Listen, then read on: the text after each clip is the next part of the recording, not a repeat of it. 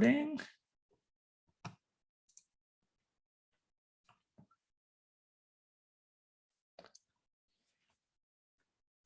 Okay, let's get started.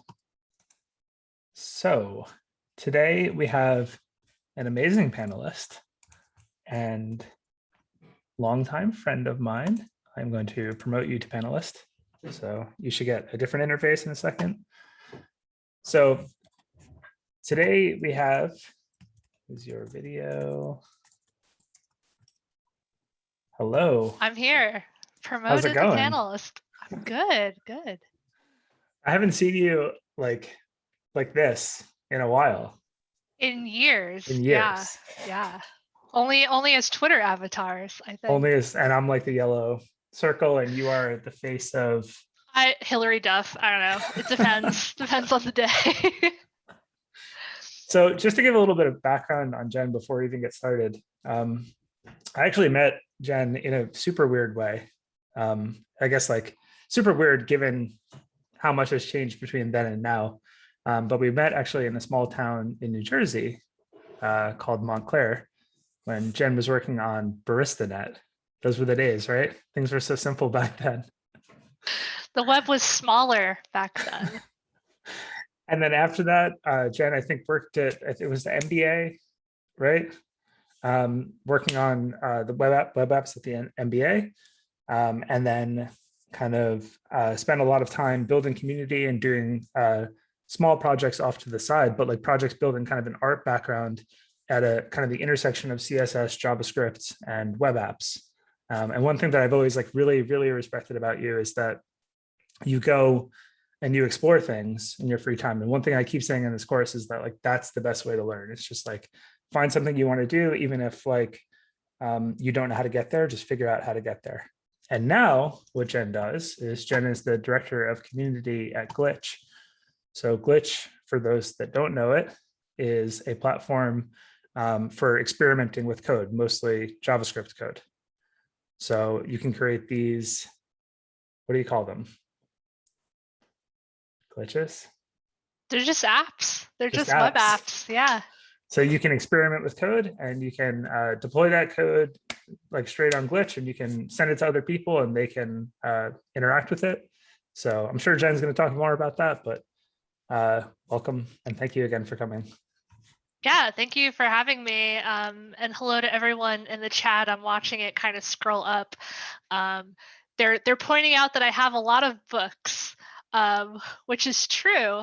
That's part of my story. Before I'm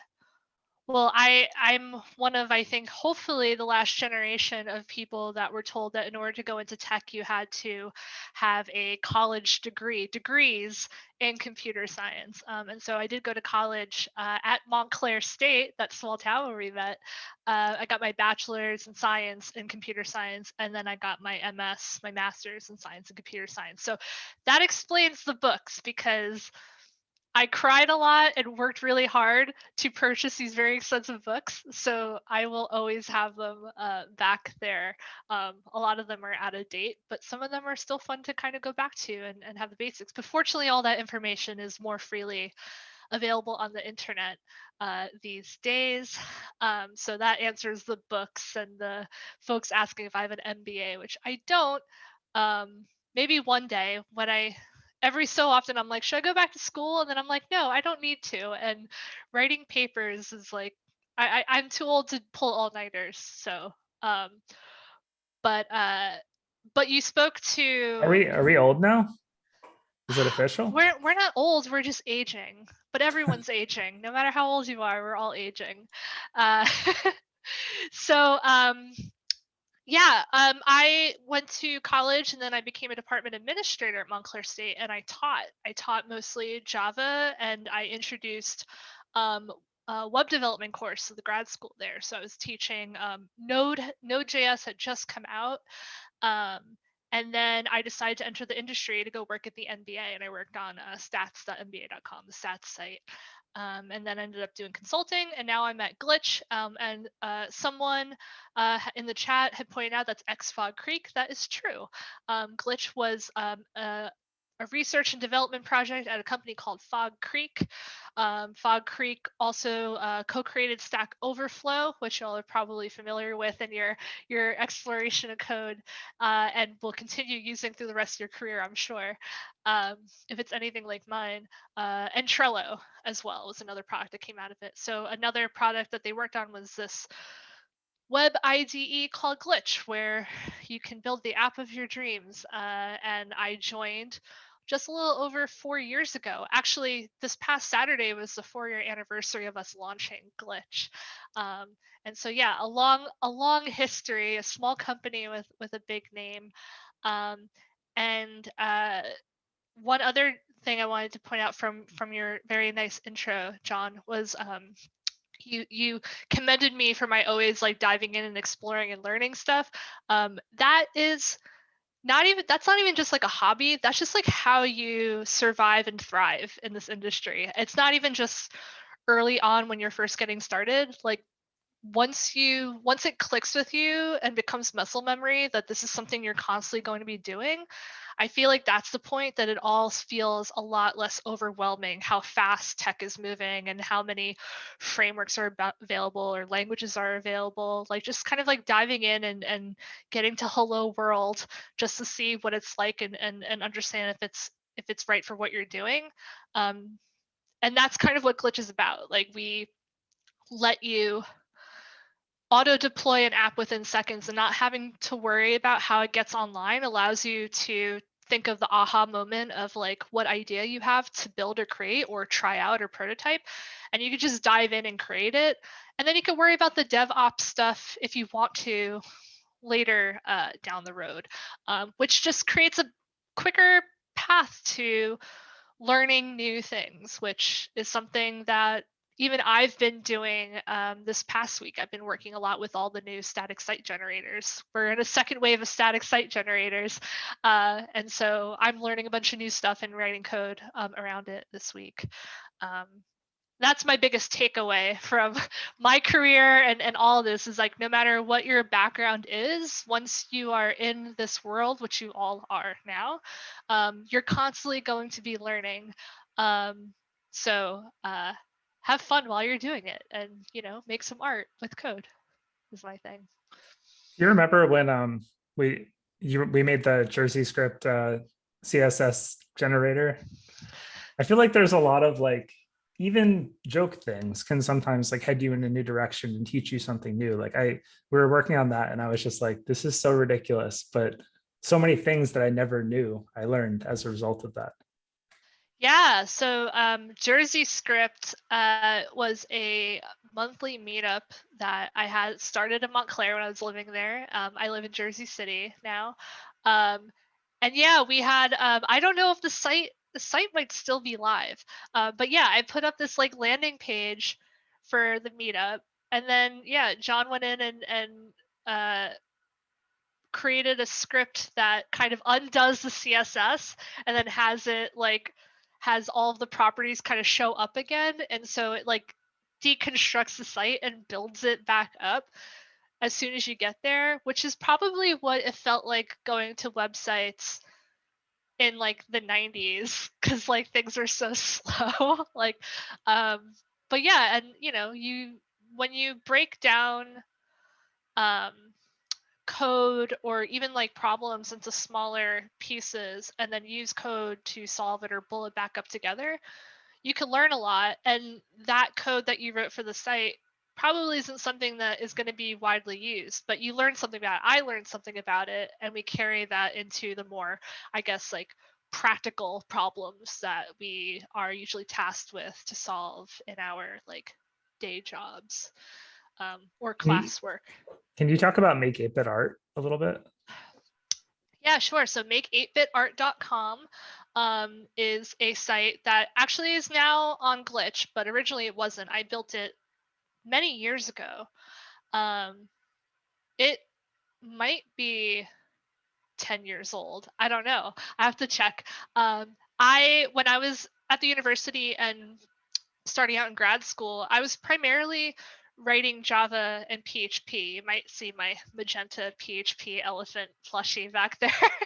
um, And I wanted to learn JavaScript because there was like a new wave around JavaScript happening in the early 2000s, and I am very much a learn by do. I'm a visual learner. I have ADHD, and I've just never been good at like reading the manual of things. I have lots of books by necessity of schooling, and I do like to go back to prose and text to reference stuff, but when I'm first learning something, it doesn't click with me until I actually see it like work on the screen. And so Make 8-Bit Art was my project where I was like, okay, I like making pixel art. I'm going to learn JavaScript, CSS. So I'm going to build a pixel art maker. And it's gone through many iterations. It used to be a grid of just a bunch of div boxes. And when you clicked on the box, I would change the CSS to change the background color of it. But then people are like, well, I want to save it, but now I have to take a screenshot of it. And there's this new Canvas API in HTML5. And I was like, oh, okay, I can like create one canvas and then have something happen when you click on it. And that's where the JavaScript came through. And so I built it that way. And that's what it's like right now. It uses jQuery because back when I started making it, jQuery was really like the best path to writing JavaScript quickly and also making it work on lots of different devices, which there are a lot more devices today than there were back then. But back then we were at this like crux of Internet Explorer, and Android had like just come out. So we knew that there's all these like devices like the Kindle Fire that were like new and weird and weren't meant to browse the web, but they came with a browser. So you really kind of had to like build for it. Um, and so it still uses jQuery because I haven't had a reason to take it out.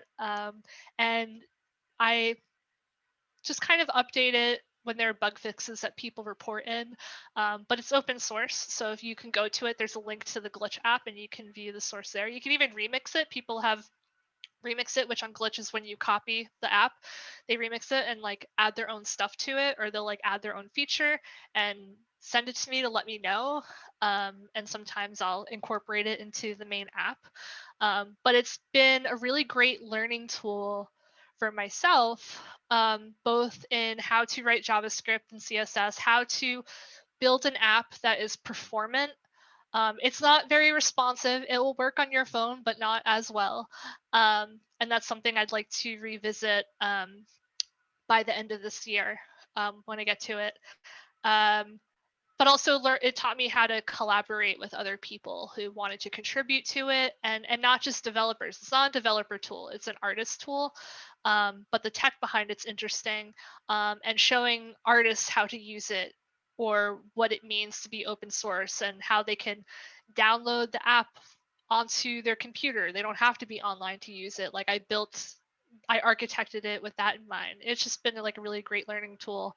And thousands of people every day use it just to draw art, and that's pretty cool. So it's like impactful, and that's like another really super, probably the most exciting thing for me, besides just simply learning, which is what I've always loved to do, is knowing that I have an impact. I'm creating something that people are using and they're finding joy in.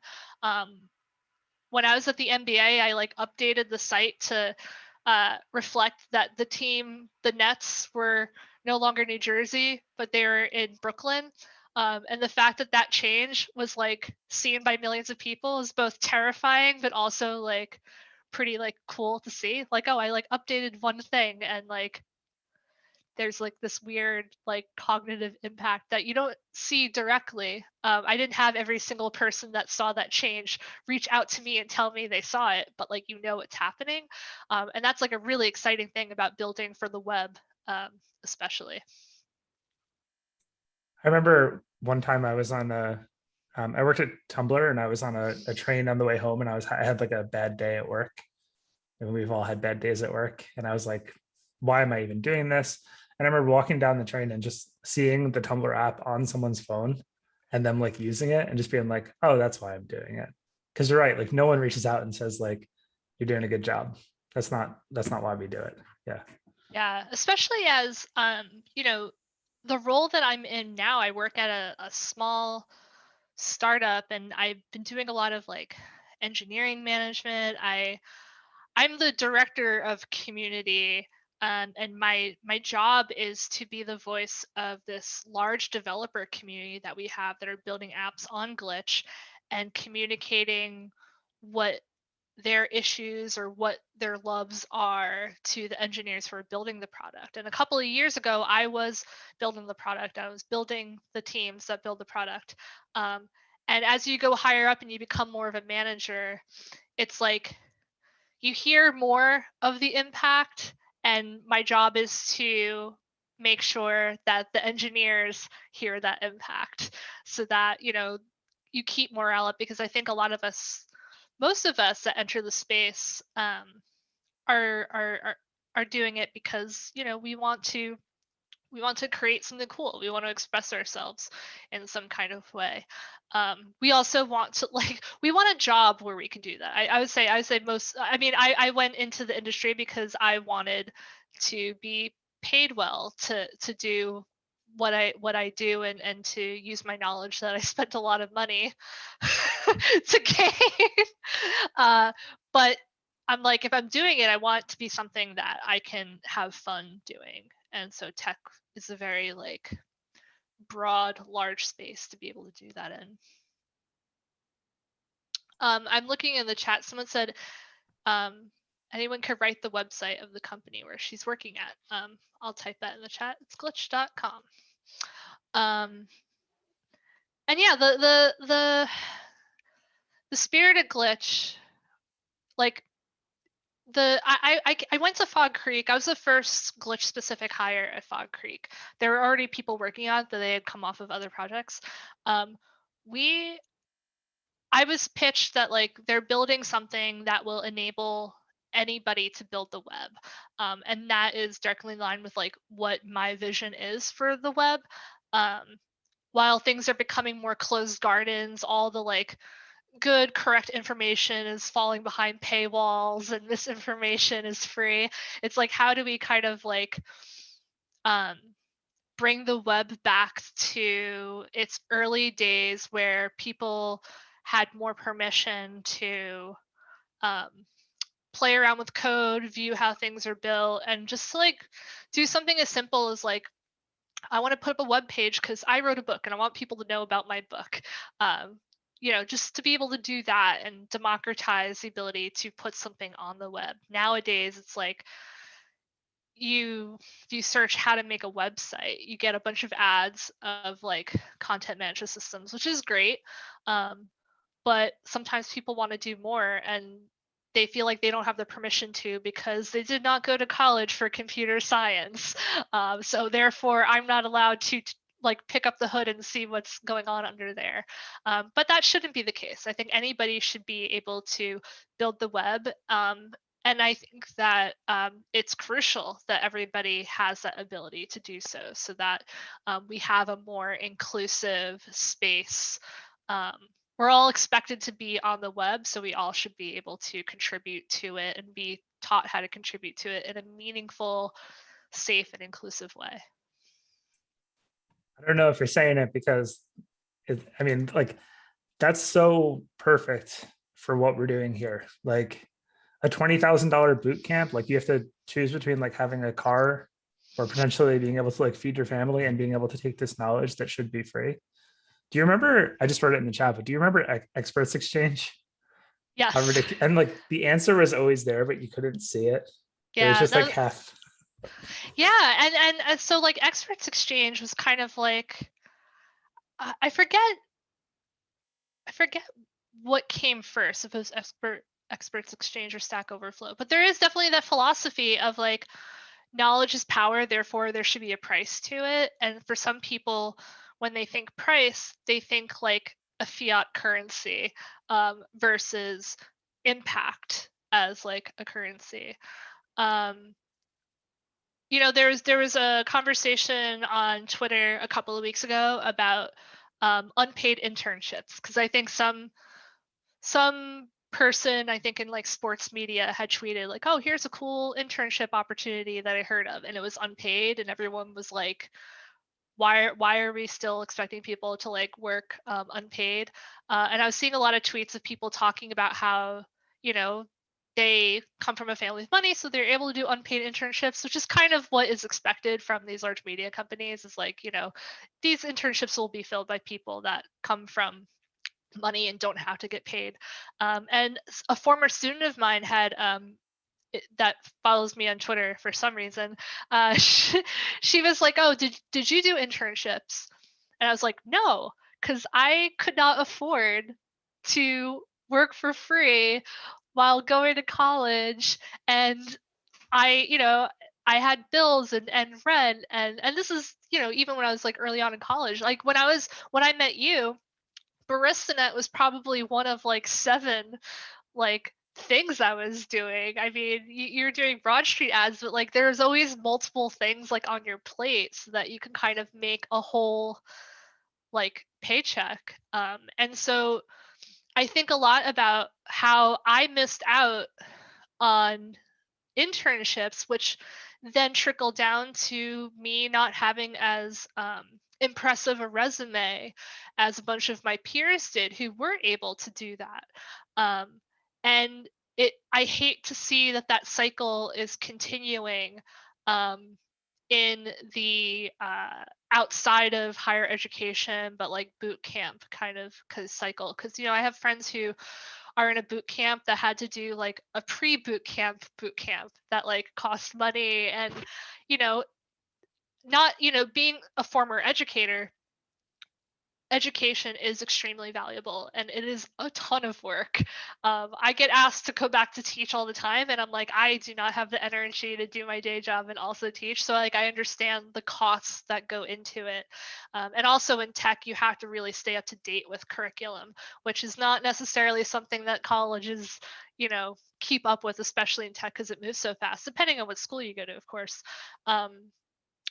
But you know, that's why like programs like this are so necessary, because, you know, I think when a lot of times when boot camps are designed, like basically anything is designed, it's designed with a certain kind of person in mind, and they forget things like, you know, do they have a family that they're also taking care of? Are they also, you know, all of my friends who are children of immigrants are, you know, they're often sending money back to their family that are outside the country.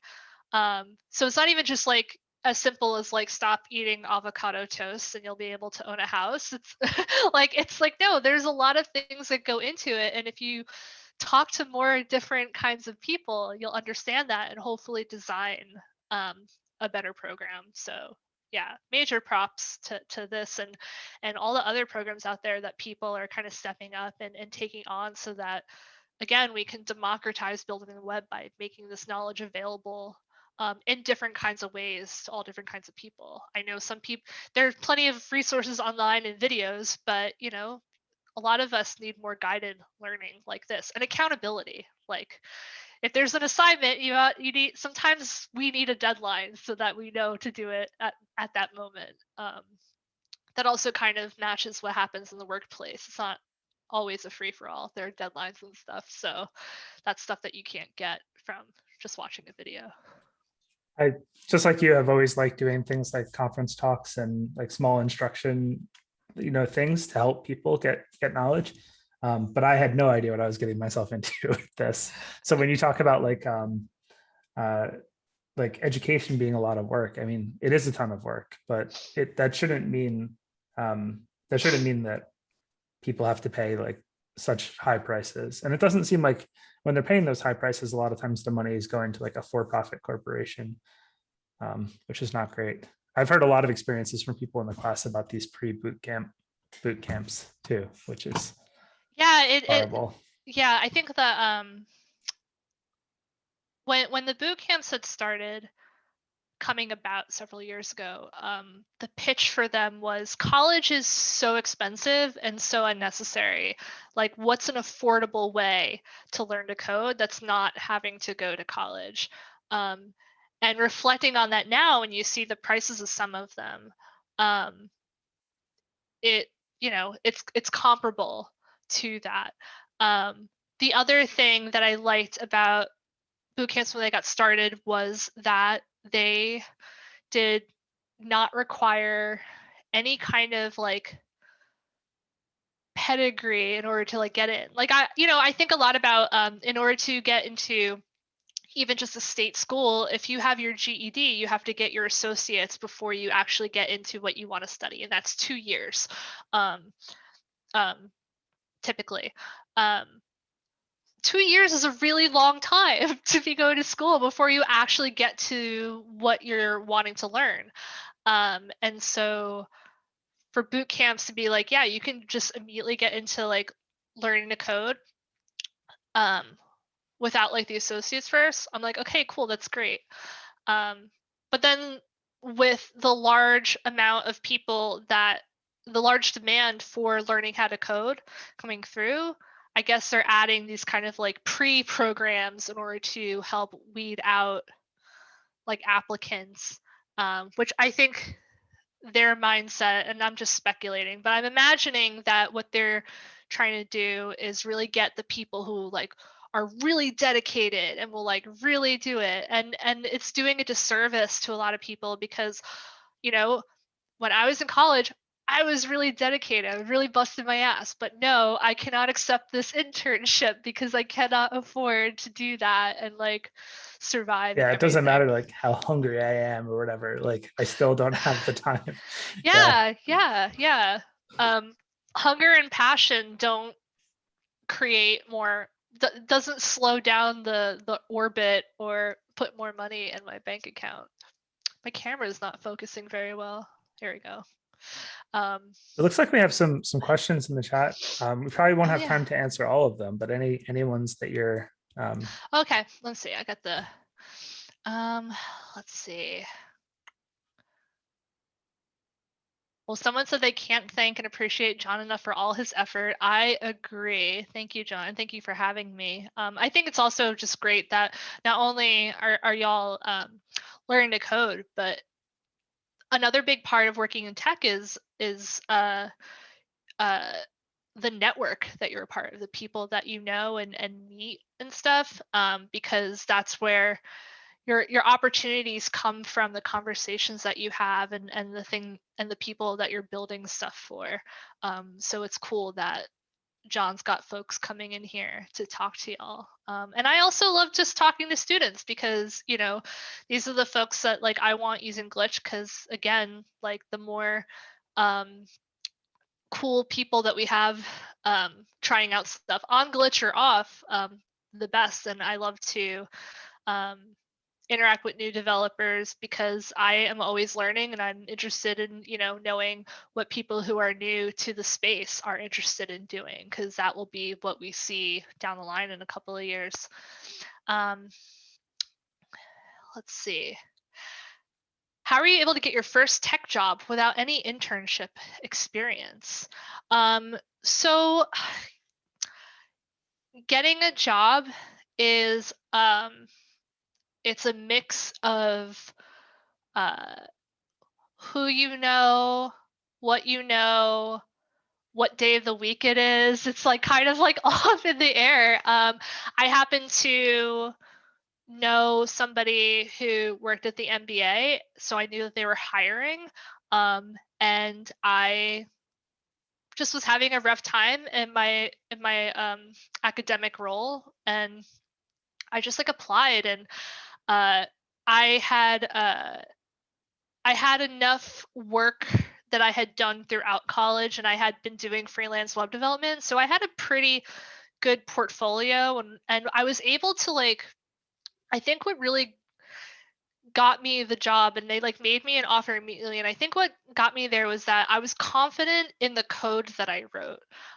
They had like word problems for me to solve, and it was jQuery that they wanted me to use to answer it. And I talked a lot out loud as I was solving the problem. And there was also like a take home code exercise that I'd done, and they wanted me to explain my way through it, probably to just prove that I had done it myself and that I didn't just copy and paste it offline. Um, and so my ability to kind of talk through how I solved the problem and point out why I did one thing versus the other, um, what they were looking for was somebody who was able to communicate with other people on the team that were not necessarily web developers, because I was working on the stats site. So I was working with a lot of data and stats folks, and they wanted someone who could talk the talk among those different folks.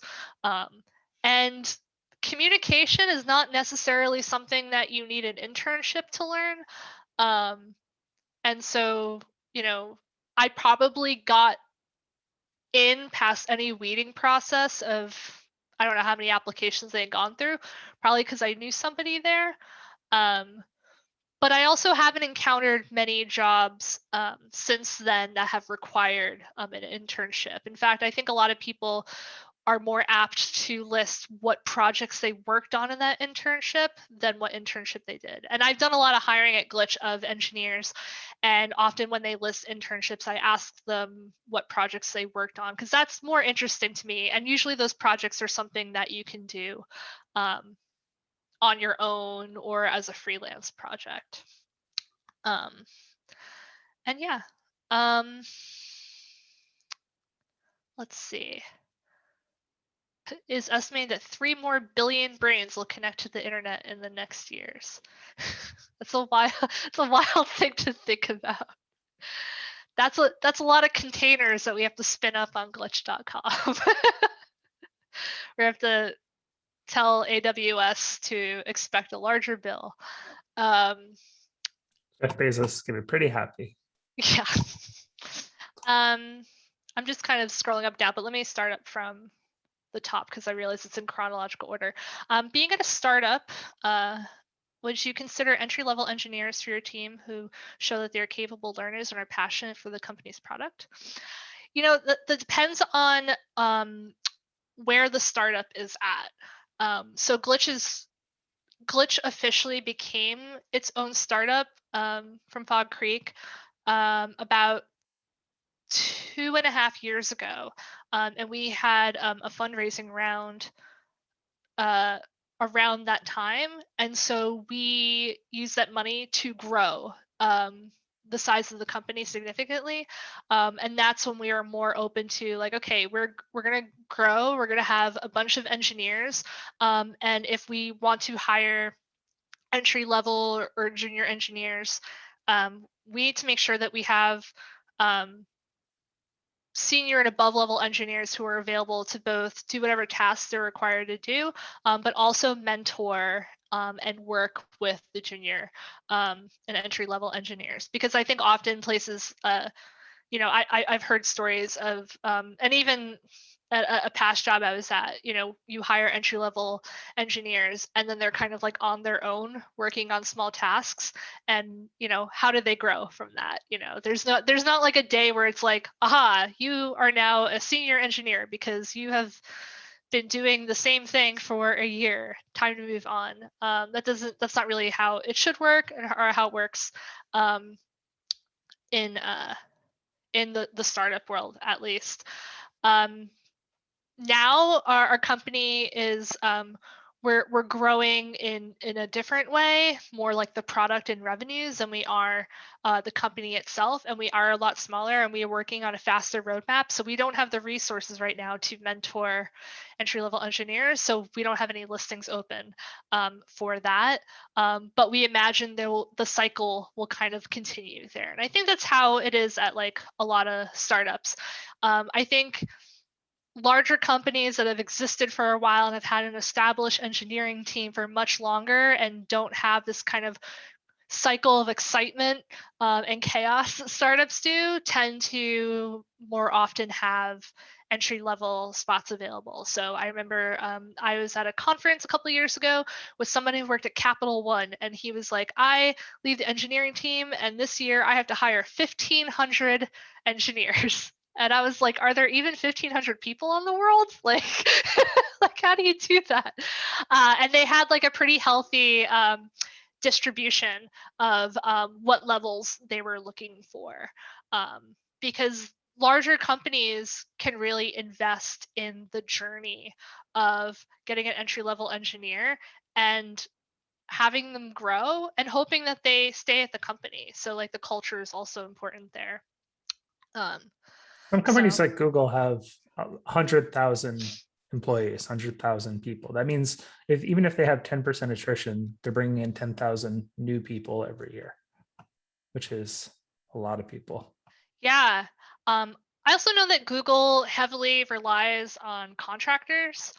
Um, which is like a whole other thing. The MBA too. When I technically when I was at the MBA, I was a contract employee because like they would your first year they wouldn't hire you as like a full-time employee. It was like a contract thing, which is like crappy, which is why I left after a year because they were kind of like, oh, we can't afford to hire anyone full-time, so we'll extend your contract. And I was like, no, I will find a company that will hire me full-time and invest in me and in my growth, not just investing in their own team. Also, imagine the MBA telling you they don't have enough money. Like, please.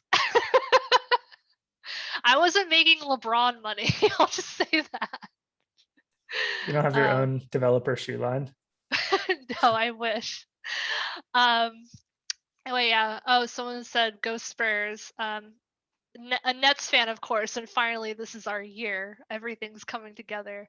Um, how do you find what new thing you're going to try? Like, what new technologies to try? I always say I'm extremely logged on. I am where the developer communities are. I've part of my job is seeing what people are making on Glitch and where they're sharing it. So I spend a lot of time looking on Twitter and Reddit and looking at blogs and Hacker News and seeing where people are sharing that stuff. A lot of Stack Overflow, questions. People are using Glitch apps for their code snippets to show their broken code in action for other folks to try out. And so I just see what they're building.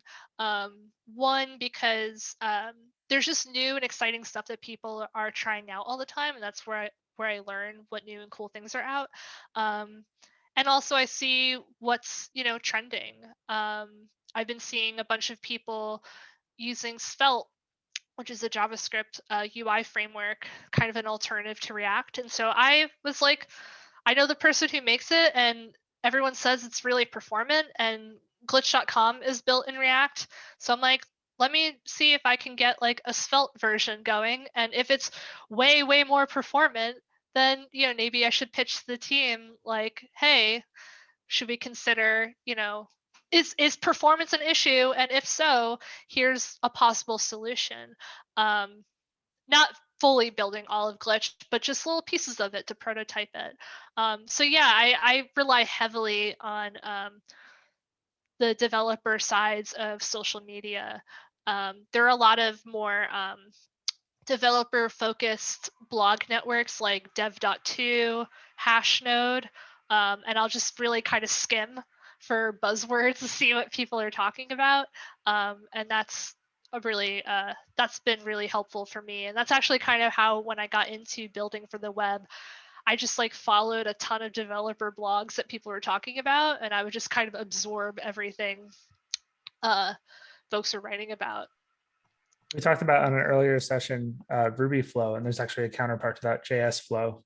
And just like Yeah. watching that and kind of just reading everything that goes through is normally a pretty good sample. Yeah. As long as you go into it knowing that it's a fire hose, you should be fine. I know folks often get extremely overwhelmed at how much content there is, and there's a pressure to feel like you have to not only know about everything, but know all the things as well. And I, you know, and this comes with the privilege of having been in the industry for as long as I have been. I'm pretty comfortable in my job where if somebody says like, we want to do this, I could say, you know what, I'm not entirely familiar with that. Can you give me some time to like figure that out? I think one example is I there's a lot of like edge serverless products that have become available over the past couple of years. Fastly and Cloudflare have come up with that stuff. And in my head, I understand how serverless works, but I've never actually implemented anything on like an edge serverless platform. And we're thinking about ways of like, how can we, make the glitch experience better through using serverless? And so I'm like, I don't know the answer to that question. Let me build something with it so I can like, get the gears going in my brain. And I'm fortunate that I'm in a job that like gives me that space. And I think a lot of places are like that. I think a lot of times when I felt overwhelmed and felt like, oh, I don't know anything and there's so many things I need to know, I felt like I let the fire hose of information and my own tendencies to kick my own ass all the time make me feel like I'm way behind when it turns out I'm actually not. The fact that like I'm willing to ask questions and admit I don't know something, but I want to learn it. So like, how do I do it? Has really helped me progress in my career, both as a developer and as like an engineering manager and whatever.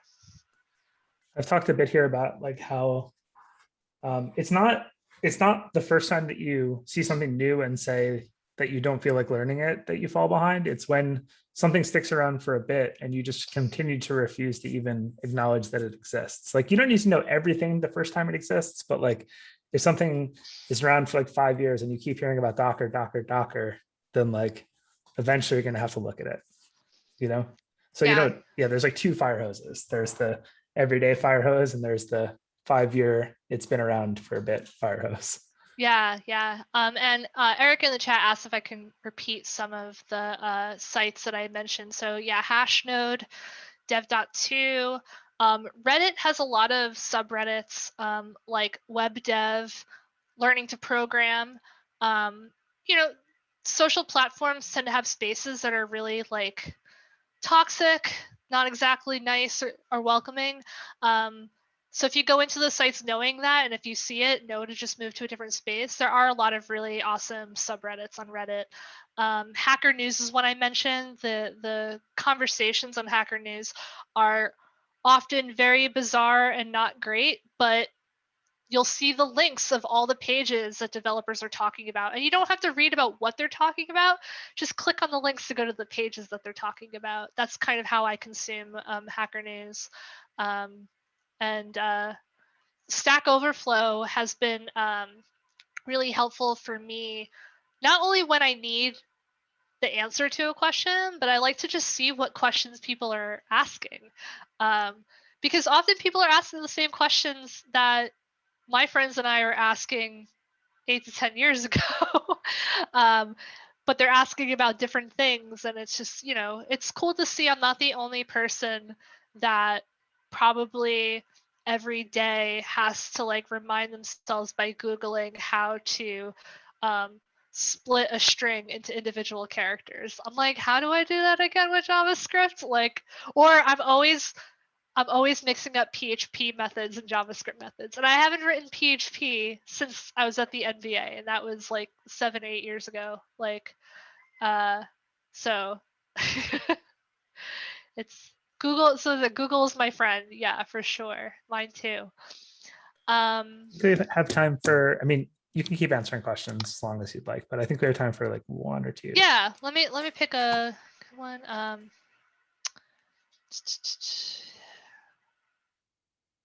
Okay, so someone said on the website, we're instantly deploying the software that people create, and they want to know what deploying means. So when you're building on the web, you are writing the code, but you have to get it onto the actual World Wide Web, onto the internet. So sometimes you'll pay for hosting. You might pay for a droplet on DigitalOcean, or you might purchase storage on AWS. That's Amazon's offering. but you can't just like say, okay, I have my space, put my site on it. Sometimes there are scripts that you have to run. You have to set up your domain in order for you to actually be able to share the app. And on Glitch, you just code in our in-browser editor, and the app is already on the web. We like render the app and you get a glitch.me domain with your app, or you can add your own custom domain if you like. So you don't have to worry about purchasing hosting, putting the code onto the hosting and getting the domain to share. We do all of that for you so that once you have an idea or you want to just prototype something and not have to deal with all that, you can do that like within seconds. We've been using code spaces to develop. So it's like when you type and then just it's kind of there, except Glitch is like kind of a more permanent ready version of the same idea. So when you write code, you can only access your code space and no one else can access that web server that's forwarded. Glitch is like the same thing, except everyone can access that web server. Yeah. Let's see. One more question. I could just breathe through the like, do you work in marketing and glitches? Well, I do. I do a lot of talking to partners and our users, and that kind of falls under marketing, but it really depends on the company, whether that's in marketing or not. But just being a good communicator and also a good listener is key to that. And I think that's also key to being a good engineer, because we're building products for all different kinds of users, not just developers like ourselves. And so that communication piece is really key. It's also what keeps things interesting. If we had to talk to the same kind of people all the time, I feel like it would get pretty monotonous.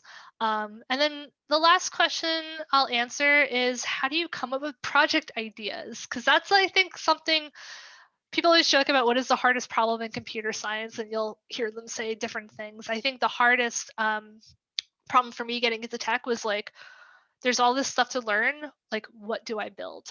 And so go back to like the basics of like, what do you like to do? Like think about what problems you have, not necessarily the problems other folks have, because you might not know that. You might not have that availability until you build up your network and you get more familiar with what code can or cannot do.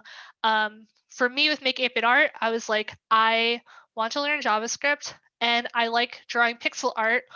And, at the time, there was no Photoshop Cloud. You had to buy the whole Photoshop, and it was expensive. And again, I spent all my money on books. I wasn't buying on software.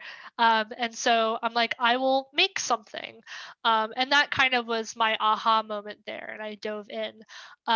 Think about what your interests are outside of tech, maybe. Or, find something that you like on the web. It could be an app that already exists, and see if you can like rebuild it. Back when I was learning code, I would just view the source of websites I was on and copy and paste whatever the source in the browser gave me and paste it in and play around with things. People don't do that so often anymore. Which is another thing I love about Glitch, is because you can view the source of all the open apps, and not just the front end code, but the back end code as well, which you can't do in the browser. And just kind of like copying and pasting and playing around with stuff. But they say don't reinvent the wheel, but like if you're trying to learn and you want to learn how to build a wheel, like reinvent it. Like that's fine. Um, just then don't like try to sell it if you've taken the credit of other people. Be mindful of that, of course, but yeah. um Cool. yeah. Well, thank you so much for spending the time with us and answering all the questions, and for being here in general, and for being an awesome person and a great friend over, I don't know, the past probably 10 years that we've known each other. Even though we don't talk very regularly, it's like it's like you're back in the room and I'm just like, it's easy. So Yeah, and that's and I hope everybody on their learn to code journey, like I hope that happens to them too. There's this like, you meet people and you work with people on projects, and it happens so often that like, you don't necessarily talk to people for a while, but then when you come back, it's like, it's like no time has passed, although like the ecosystem is extremely different. But we're riding the same carousel of time. So but yeah, so thank you for having me. um and how can people find you on the internet? Oh, well, you can, my personal website is jenmoney.biz. I'll type that into the chat and I'll spell it correctly. Um, and then I am often on and like talking to folks on Twitter at Jenn Schiffer. Um, and yeah, John will link those in the email. You can find me there, and of course, you can find me on glitch.com. Uh, and hopefully, I can see some of you there too. But yeah, if you as y'all are working on your assignments and stuff like that, if you have any more questions, feel free to tweet at me or contact me through my website. I love helping folks out. I know it can be an extremely overwhelming time of learning a new thing while also thinking like, how am I going to make this sustainable? I love to help you out with that. And yeah, someone pointed out my Twitter bio says 70+ years of JavaScript experience. It's pretty impressive. I invented it, so yeah. Do you still have the Medium blog? Oh yeah. So I think one of the questions is like, how do you become known? And I used to write a lot of web developer satire on Medium. It's still there. I think it's medium.com/cool-code-pal. Um, you know, the tech space, while it's super fun and there's lots of opportunities and a lot of like possibilities, can also seem like a spot where a lot of people take themselves way too seriously.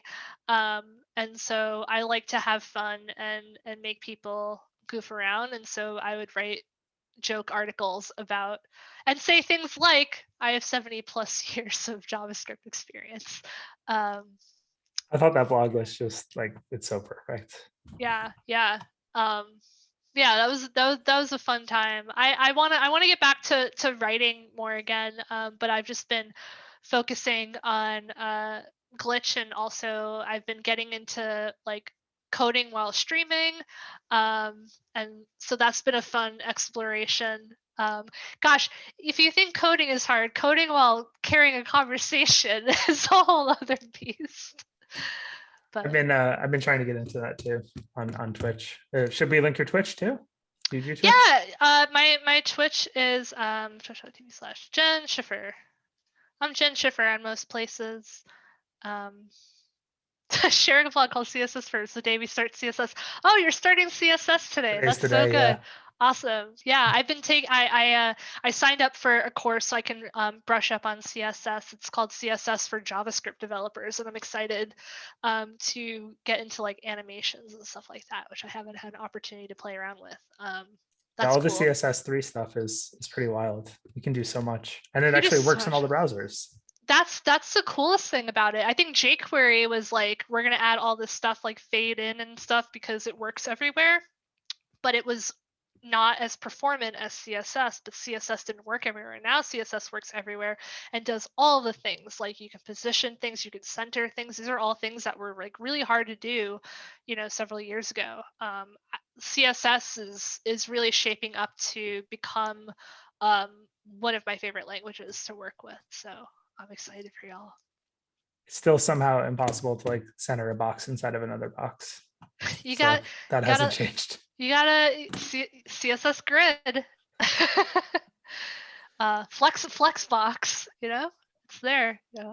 There's just many ways to do it now. There used to be no ways to do it. Now there's many, which is what Perl was like. Perl, there's It like used to tons be of like ways to do stuff. margin top negative 50%, all that stuff. Yeah. That would be an interesting course I would love to do, like a CSS course of like, we're going to learn how to do some CSS, but now I'm going to teach you how we had to do it 10 years ago.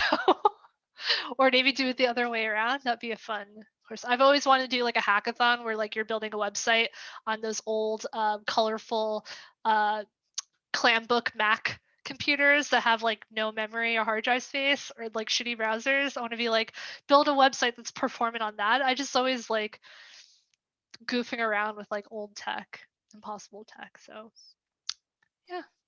Oh, someone mentioned in the chat the Josh Como CSS for JavaScript developers. That is the course that I started yesterday. So yeah. Awesome.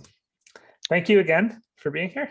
It's Yeah. good to see you, and hopefully once COVID settles down, see you in person. Yeah, for sure. I'd like to come up. You do 902 Brewing. That's where I'm going to meet you.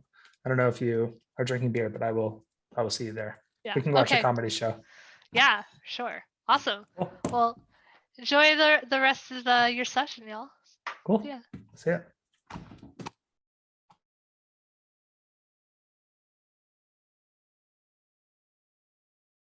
Abby, if you're on, you're coming as well, and Kate's coming too. Okay.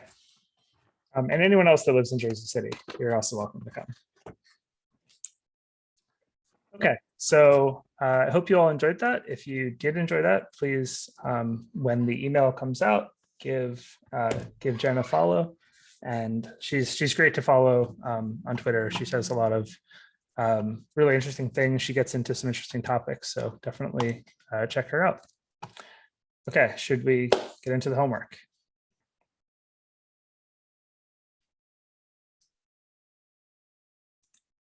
Oh, I could recommend some beer for you. Okay, here we go.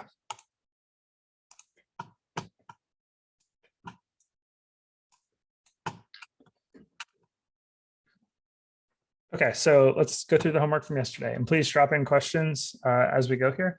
Anonymous attendee says, can we hold on the solution to the homework? I think we could, but I know that there are a lot of people that did spend some time doing the homework, so I'm a little bit nervous about holding on the solution because I think that I would block those people. Here's what I'm going to do. I'm going to run a poll real quick. I'll do a poll and ask if you want to hold on the homework or not. I've never done this before.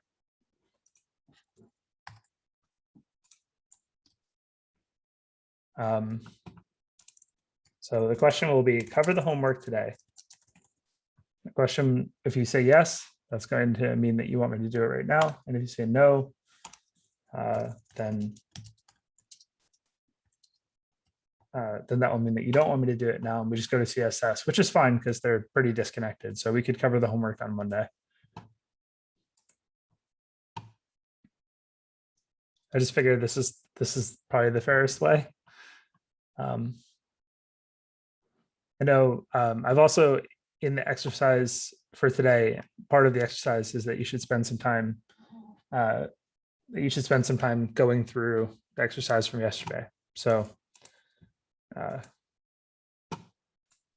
okay, we're gonna launch the poll. Here we go.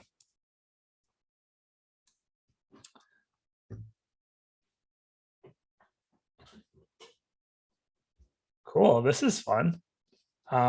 We've never done this before. I think it is I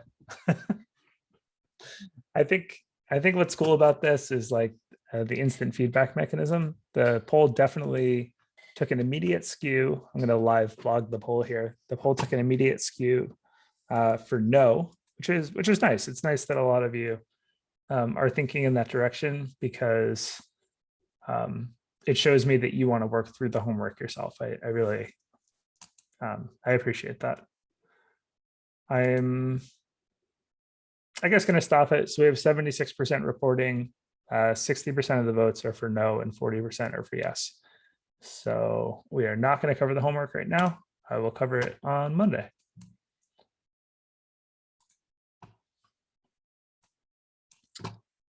Yeah, I like that you want to do it yourself. I appreciate the motivation there. Okay, so I'm going to close the tab. Okay, now we're going to spend some time, the remaining time that we have, going through an introduction to CSS. And I wanted to show you one thing before I do that, which I think it could help you with something I was talking about yesterday. If you're in your Rails app here, you can type Rails routes.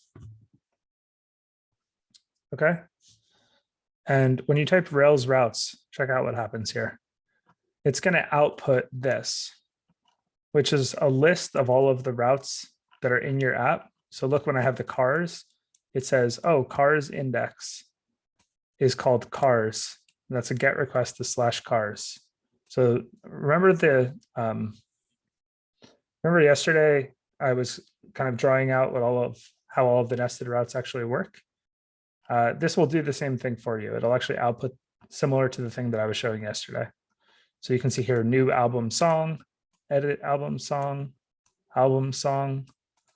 So hopefully this is helpful for people. If you're having trouble understanding how the Rails routes work, this will be a good guide for how they actually get laid out. At the bottom, you're going to see all of these things that are generated by Rails. For the most part, you can just ignore those and start with the ones at the top that are specific to the routes that you defined. Okay. Before we get into CSS, I want to show you a couple more pieces of HTML. So what I'm going to do in order to do that is I'm going to go into config. This is a brand new app today. I'm going to go into config routes, and I'm going to create a root route with the controller home and the action. Remember, index is kind of like, that's kind of the default action that I always end up creating. In order to make that work, I'm going to have to go into my app, and I'm going to have to do Rails G controller home. And when I do that, you'll see a new controller coming on the left-hand side. We'll write def index. And then in order for us to make the view actually work, we'll go into the views directory, into the home folder, and create a index.html.erb. So remember, index is corresponding to the action name, and then .html.erb. So I'll just write hello world. And if we start the server, click open in browser. So we're just kind of setting up the app so that we can have somewhere to work.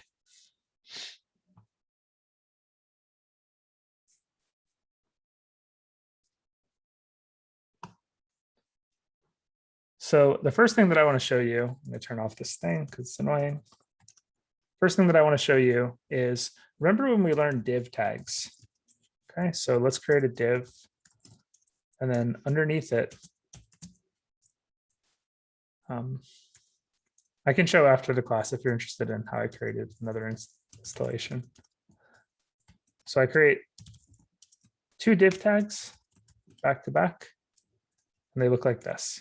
And if I save this and I render it, see how these are right on top of each other? So if I inspect, actually, the inspector is a good way to see exactly what's happening. Now remember, divs take up the full width of the browser. They're always the full width. So this one is the full width, and then the one below it is also the full width. But there's no space between them. So if I wanted to create space between them, I could use a thing called BR. And I could add two of those. And what that would do is it would create a space between. So there's one BR tag essentially here, creates a new line, and then another BR tag that brings us to the next line. That's how you can think of it working. Now, there's actually an easier way to do this. Instead of the break tags, I can swap out the div tag for a p tag. So this is a common HTML tag. It stands for paragraph. So if I run that, you'll see that it roughly looks the same. There's a little bit of space above it.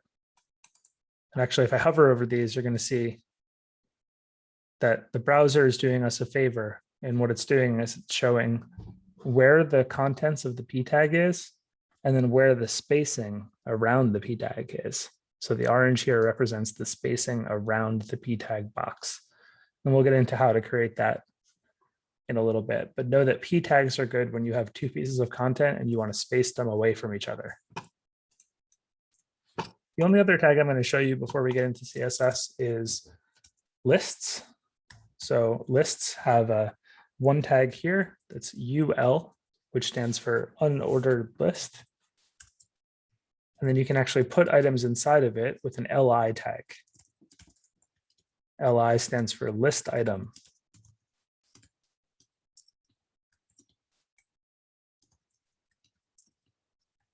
So if I save this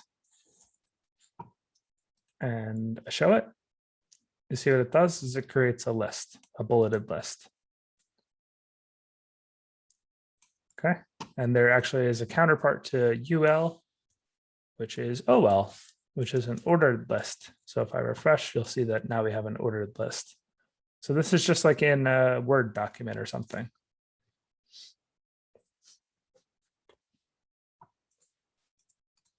Okay. Now, this doesn't look very nice. Actually, it looks pretty bad. And it looks like it was made in like 1991 or something. And the way that we fix that is with something called CSS, which is where we're going to focus our time today. CSS stands for Cascading Style Sheets. Okay. And what a cascading style sheet is, let's break apart that name.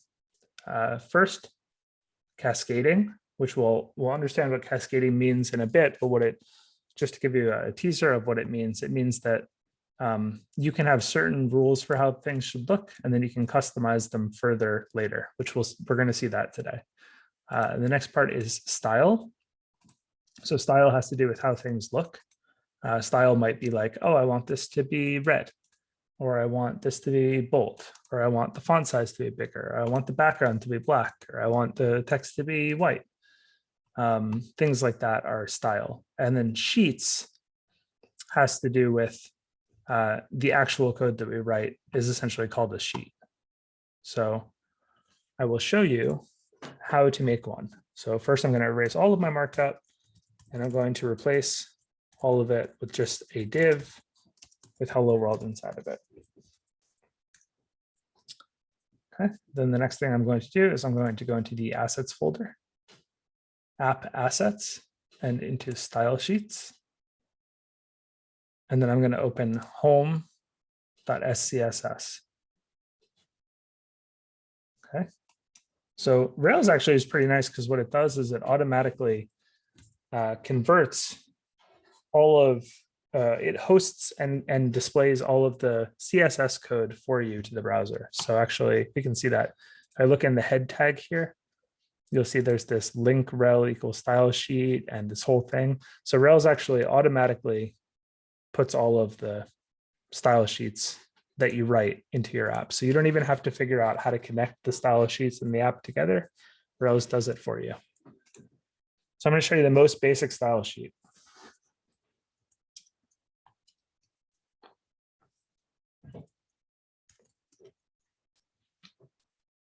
This is it. This is the most basic style sheet that you can write. So it is a body, and then a space, a curly brace, and then there's a set of rules. So we have one rule here. The name of the rule is background, and the value of the rule is pink, just the pink. And actually this little box here is just it's the editor trying to help us out. So it's just saying, oh, when you talk about pink here, this is what it looks like. So this is just when you type pink, it'll automatically put this little box here just to show you what pink looks like. So now let's refresh the browser page. And you can see what happened here is that now the background of our page is pink. So for anyone that's worked with Rails and HTML before, you'll notice that, or sorry, that's worked with HTML and CSS before, you'll notice that Rails actually did a lot for us here. So they made it so that we could have CSS files, automatically condense them together, and then put them into a link tag on the actual page. So we didn't have to do any of that. We didn't have to do any of that boilerplate or anything. It just kind of works. I'll look through some questions real quick. So anonymous attendee says, I lost connecting for a bit. What did we do to get to SCSS? Yes, so the recording is always available, but what we did is we created a new controller. And if I look back to where we created the new controller, you'll see that when you create a new controller in Rails, it also creates a file app.assets or app/assets style sheets home.scss. And inside of there, we can put our CSS code. I also want to remark real quick that CSS is like is like HTML in that it's not a programming language like Ruby. You can't write if statements or anything like that. It is just a language for declaring some rules. So HTML is just a language for saying how a page is structured. CSS is just a language for describing how a page looks.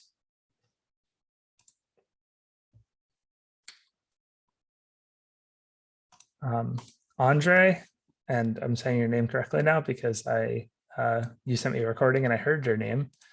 So sorry for mispronouncing it all this time, but Andre says, why is SCSS extension and not CSS? We'll talk about that in a bit, but for now it doesn't quite matter.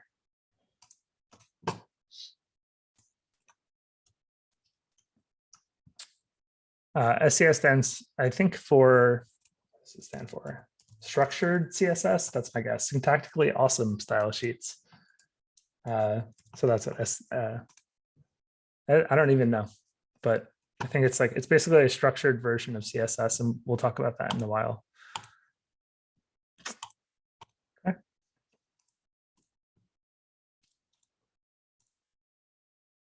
If you don't use Rails G controller, how do you add a style sheet? You can just go into the style sheets folder here, click new file, and you can add whatever file you want, .scss, and you can just write your code inside of there. Okay, but you should use the Rails G controller. So think about it. Yeah, it might be Sassy CSS. That might be correct. I just don't know offhand. Okay, so we've created the background and we've made it pink. So what else can we do? We can, this is describing our body tag, but we can actually describe any kind of tag that we want. So imagine if we wanted to make a rule for how all of our div tags work, because we know that we put hello world inside of a div tag. So we can do something like color red. So now the editor is trying to help us again. It's trying to put this little red here. If I go to the browser and I refresh, you're going to see that the color of the div is red.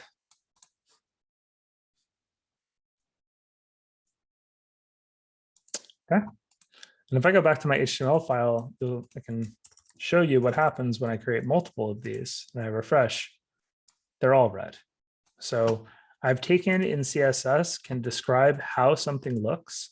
In this case, I'm saying that all divs are red. And then it applies that rule to all of my divs and it makes them all red.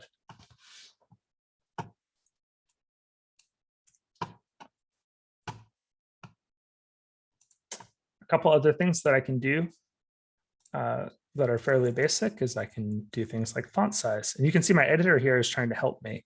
It knows that I'm in a CSS file, so it's suggesting things that I might want to do. So you can see here just a sample of all of the different things that are possible to do.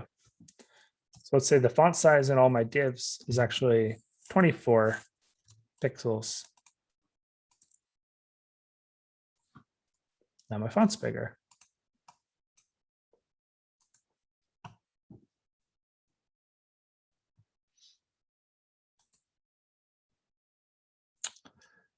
Erica asks, which one takes precedence if they're defining different vowels to the same thing, body or div? Yeah, so we haven't quite gotten there yet, but I think I get what you're saying, which is if I put something like color inside of body, that should apply to all of the text in the body. And then if I put color inside of div, now it should apply to all of the colors inside of all of the div objects. And this is where the cascading of cascading style sheets comes in, because the way that it actually works is that things cascade from the loosest definition to the tightest definition. So if you define a rule just about divs, that's more important than a rule that was specified for everything on the entire body. So I can prove that here. If I go, okay, I want all of the font on the body to be bold. And now I refresh. Now my font is bold. But then I can say, oh, I want all the font that is in a div to not be bold. Now, if I refresh, it all goes back to not bold. So the div has overridden the definition from the body, and that's what cascading means. It means that when we're trying to figure out what the size of font for an individual thing should be, that we start with the loosest definition, like the body, and we move to the tightest definition, which is, in this case, is div.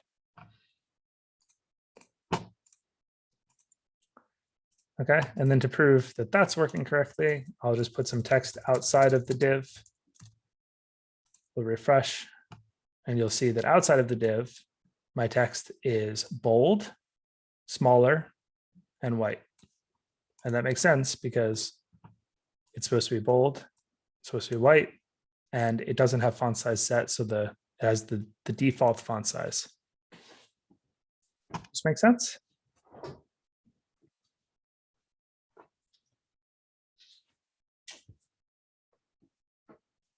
Okay. Aaron says, wouldn't the heading H1, H2, H3 be an appropriate definition? Yeah, so I think in this case, these are not necessarily headings, they're just text. They just happen to be pretty large. But let's actually put an H1 on the page and let's see what it does. So H1, just like div, is just another tag. I'm going to put heading inside of it. And I'm going to refresh. Okay, so heading came out and it's white, but it's the reason it's white is because it's inside of the body. It's big, but it's big for a different reason. It's big because remember, H1s are big. And it looks like it has some space around it. So what's going on here? Why is there space around the heading? If I right click and I click inspect here, I can go to the heading and I can actually see that, yeah, there's that space around it with the orange. And if you look down into this area, in the styles area, we can see what's happening. What's happening is that the browser actually has its own style sheet for how things should work. And this is how H1 works. H1 by itself isn't big or small. Remember, it's just HTML. The way that it gets big is that the browser essentially has a style sheet that it runs on all pages that comes with some default rules. So you can see here that the browser's definition of H1 is to say, oh, the font size should be 2 EM, which is a unit of measure for how big the font size should be. And there should be margin before, and there should be margin after, and on the two sides. And the font weight should be bold. So this is the definition of how H1 works. And then after that runs, it takes our source code and it says, oh, but also it needs to be color white and the background needs to be pink. And you can see here that Chrome, our browser, is trying to help us know what's happening. What's happening is that first, this is getting evaluated, the browser version, and then the body is getting run, which is replacing some of the things on our H1. If something's crossed out here, it means that this rule is not winning. Yeah, the definition might be slightly different in Safari, although for the most part, they're the same. The reason that this one's crossed out is because, remember, we go from loosest definition to tightest definition. Now, the tightest definition between body and H1 is H1. So font weight bold here is the thing that's actually happening. And if you want to see all of the styles that are on an element, you can actually switch over to the computed view. And here you can see all of the styles that are affecting this H1. You can actually even see where they're from. So in this case, its color is white, and it's white because in our home file, we've set it to white. But the weight is bold, and it's bold because the user agent style sheet, the browser's style sheet, has set it to bold. Okay. So I hope this is making sense. Loosest definition to tightest definition.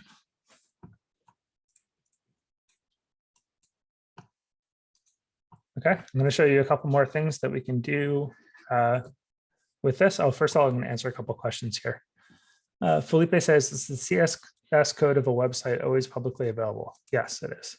So if you go to any website on the internet and you go to that inspect view, the same one that I just showed, you'll be able to see, if I click here and I click inspect, up in the top, in the head, normally, there's a link to the CSS that gets rendered on the page. So if you find that, something like this, you can essentially go through all of the CSS that's inside of there.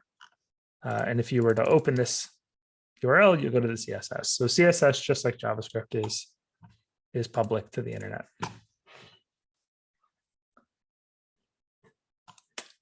Felipe also asks, is it possible to change the H1 definition? Well, sure it is. Yeah, let's do it. So like I said, the browser has its H1 definition and it makes H1s bold. But I can also go into H1 and I can say, hey, for our purposes, H1s aren't bold. Let's refresh. You see the heading is now not bold. Okay, so let's inspect it again and let's look what happens. And let's look at computed this time. And let's look at that font weight. So in font weight, we see, okay, the one that wins is the one that's not crossed out. So the one that's winning is our definition in home. The second one, the first one that is not winning, is the browser's definition of what it should be, which is bold. And then the other one that would have affected it, but is also not winning, is the body's definition of font weight, which of course is not being honored because it is less specific than the definitions on H1. We refer, by the way, to the tightness of definition, which I keep talking about, how close the definition is to the actual thing you're talking about. We refer to that with a weird word. It's called specificity. Basically is like how specific is the rule that you're talking about. And basically the rule that is most specific is the one that actually matters.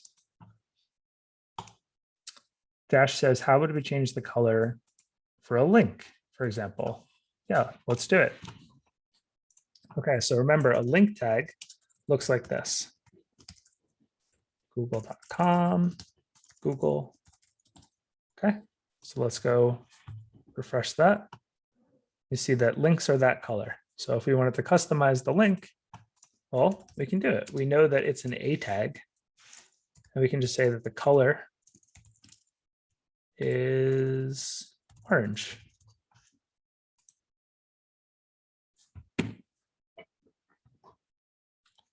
That's it. Customize the link. So easy. We can do anything we want with the link too. We can actually say like, oh, the links are actually supposed to be 100 pixels high, and they're supposed to be bold as well as being orange. Boom. We can even say, oh, on my website, links should be orange, they should be bold, and they should not have any underline. I forget how to do it. Text decoration, none. So let's refresh. Boom, no more underline. I mean, CSS is really cool. It's kind of the first time where you're writing code and you can actually like make something look nice instead of just seeing a bunch of text.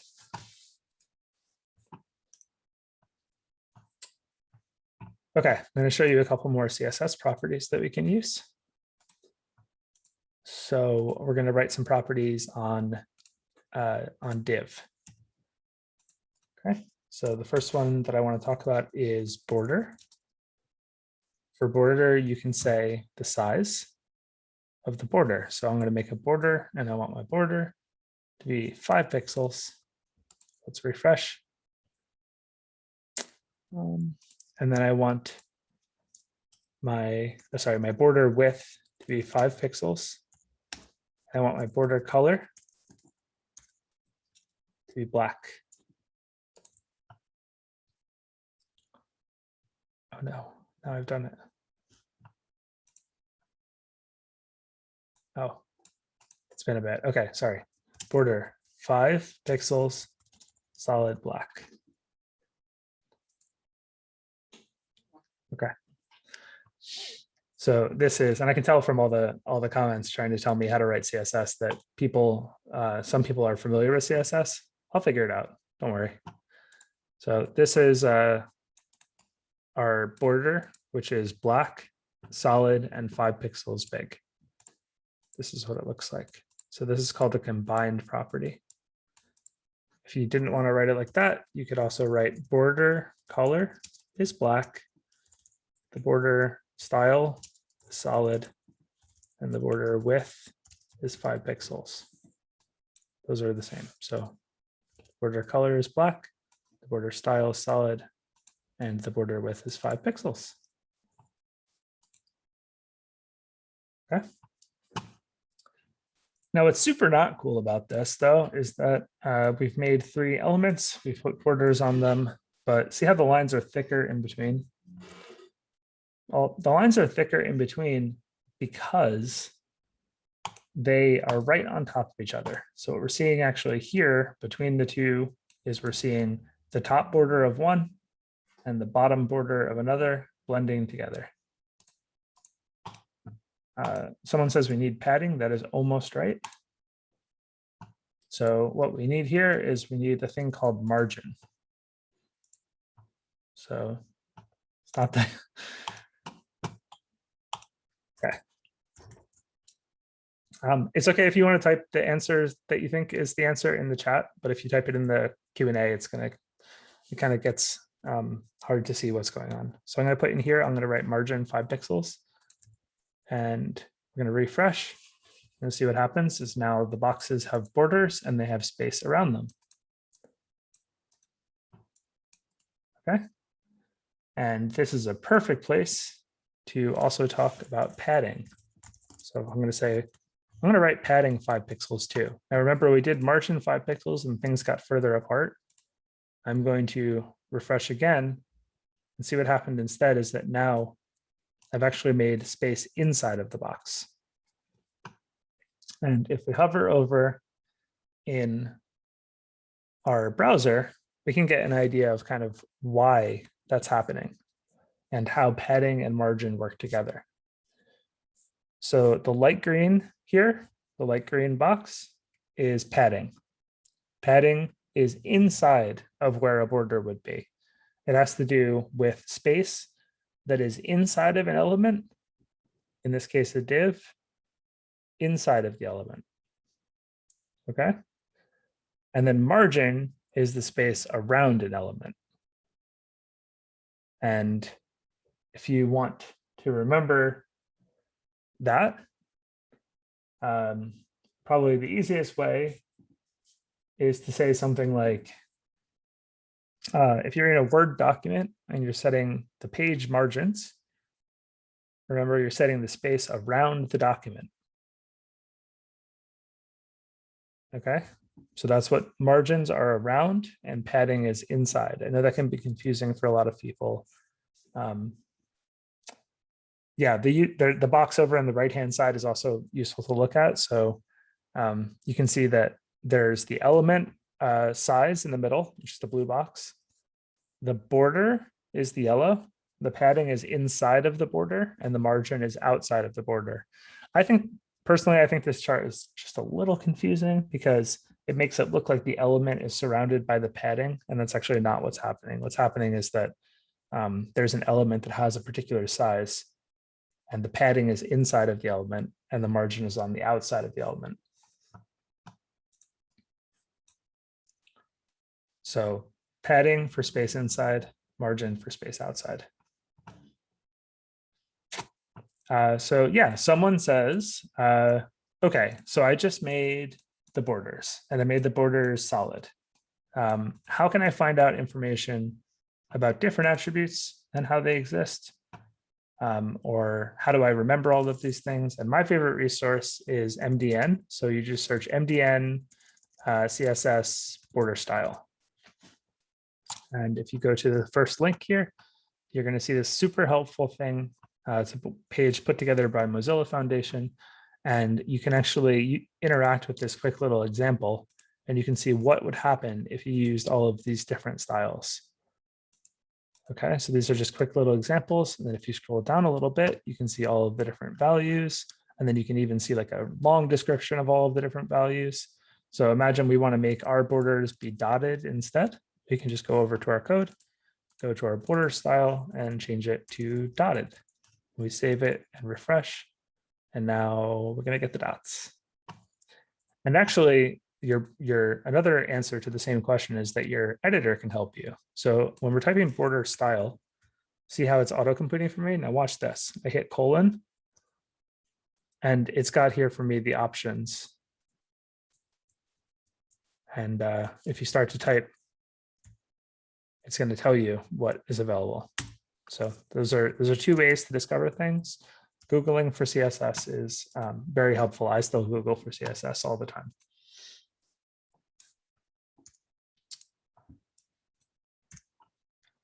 The next thing that I want to cover is, so far all of our text is the same font. It is this font that has serifs.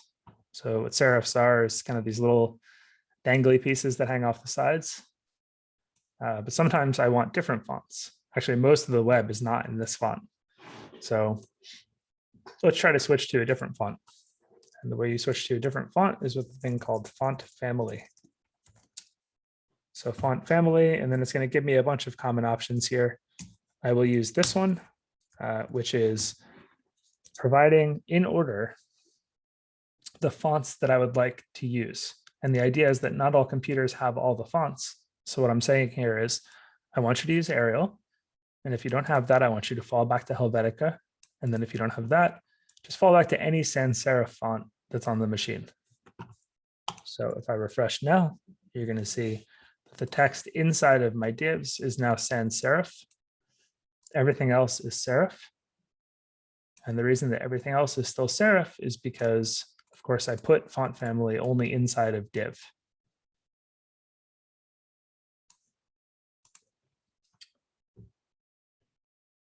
Okay, I'm going to answer a couple of questions. Rosa says, do we need to always write a semicolon at the end of a CSS argument inside of the curly bracket? And the answer is yes. So you want to always have this semicolon at the end. That's how you separate rules in CSS. So unlike Ruby, where we don't write semicolons, in CSS, you have to write the semicolons.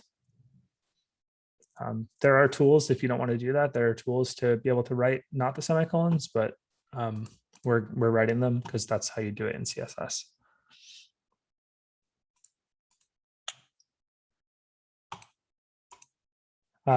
Anonymous attendee says, can you change the padding and margin again to see the differences? Hey, I'm happy to. So now remember I told you that the padding is inside of the element. So instead of the padding being 5, I'm going to change the padding to 10, but I'm going to keep the margin how it was.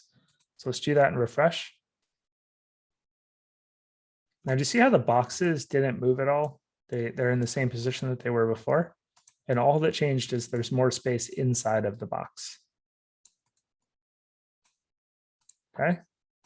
And now this time, what I'm going to do is I'm going to change the margin, but keep the padding the same. And I refresh, what we're expecting to see is now that there'll be more space around the boxes, they should move in. And there's a little bit more space between.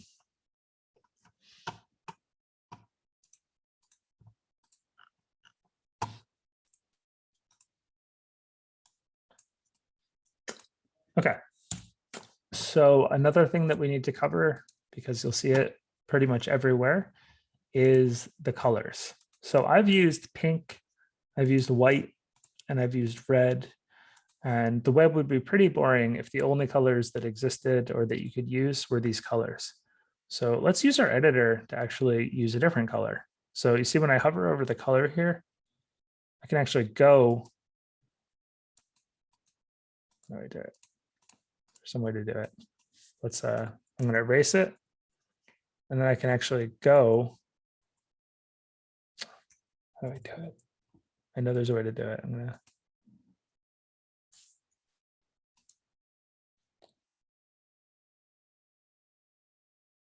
Okay, so now I'm inside of here and I'm going to start dragging this. See how the little box is getting darker or lighter? And I can actually drag over here and I can say, oh, I want more of a yellow and I want it to be brighter. And yellow is not very good text for font, but we'll do it anyway. So see when I let go, what it did is it changed it like this. It did RGB and then it put these numbers inside of here.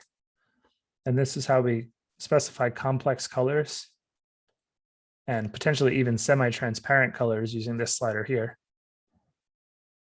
How we specify complex colors in CSS is with these three numbers. And what RGB stands for is it stands for red, green, blue.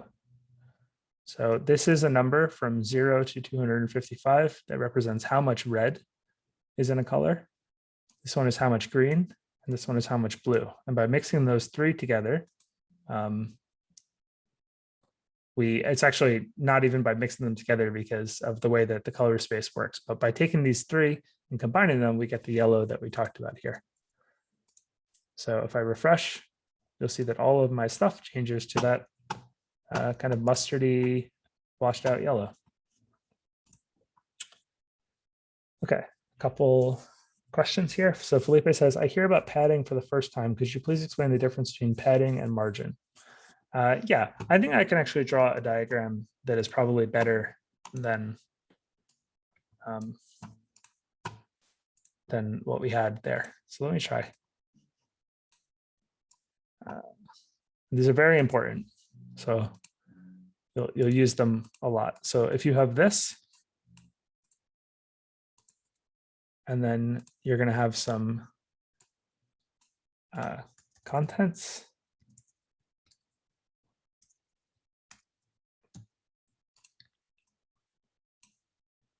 Okay.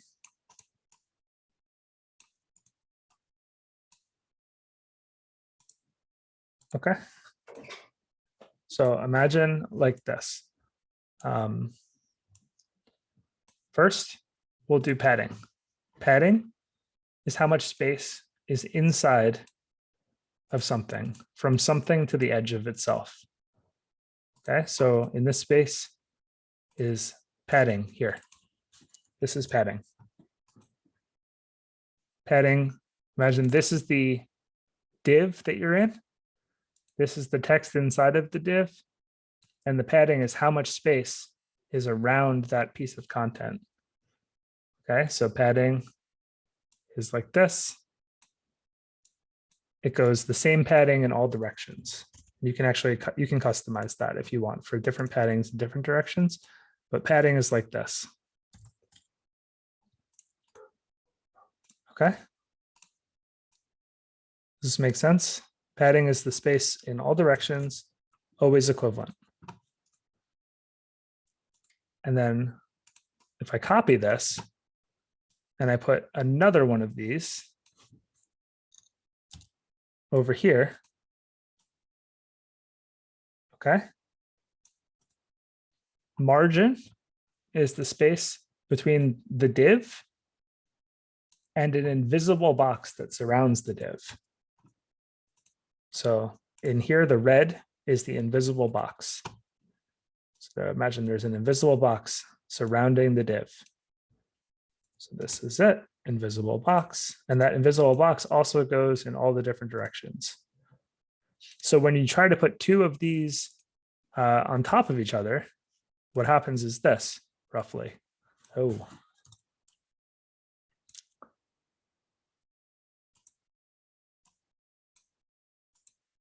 So what happens is this, I put them next to each other. Okay.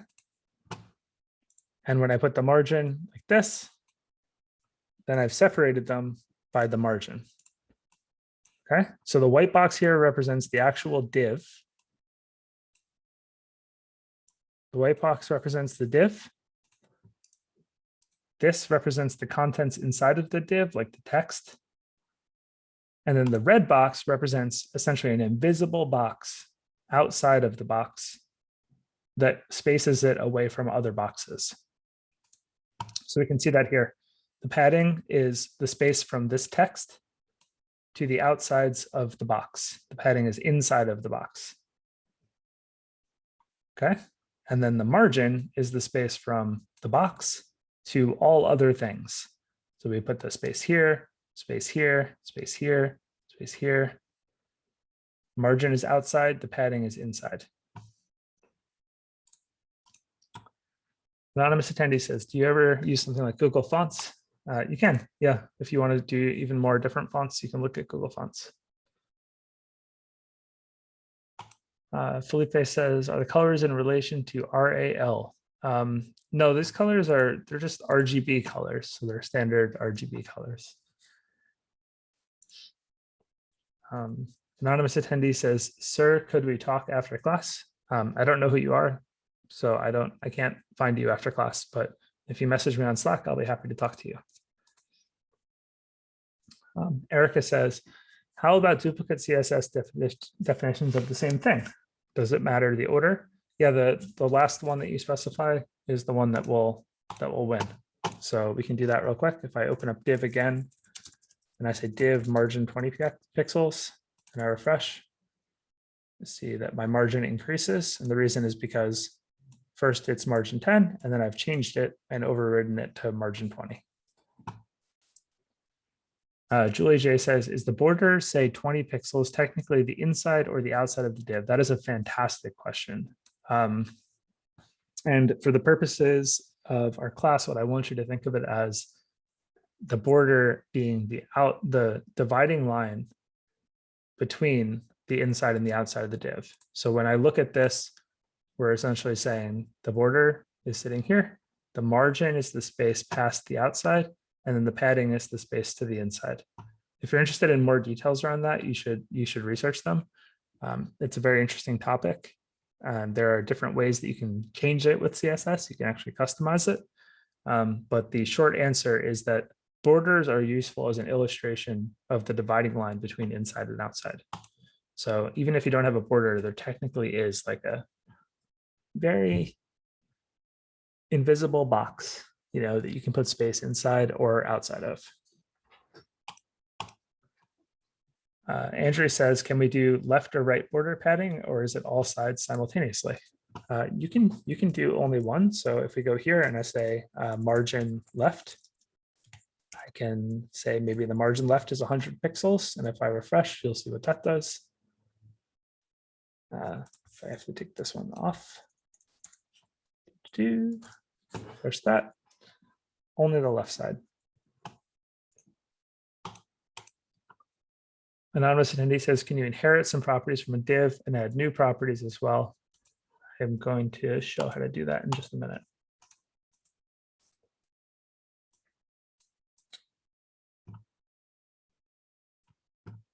Okay, so far we learned about margin, padding, we learned about some basic CSS attributes, and we learned how to apply them to elements. But there's actually more that we can do, and they're very important things, so I need to cover them. So one thing that we can do is we can actually define what is called a class. So imagine we had these three divs. Well, don't imagine them, because we do have these three divs.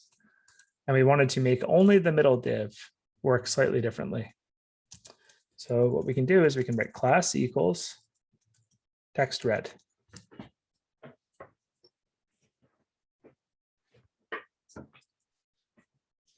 Okay. And when I write class equals text red, I have now defined a way that I can use CSS to talk about just this one. And let's show you how to do that. So the way you do it is we can write div.textRed. Or a shorthand of that is just textRed. So what .textRed means is I want you to find all of the elements that have the class text red. So inside of here, inside of the place with the class text red, we'll just write color red. And then we'll refresh. And you'll see what happened is that only the div with text red has turned red, and all of the other ones have stayed yellow.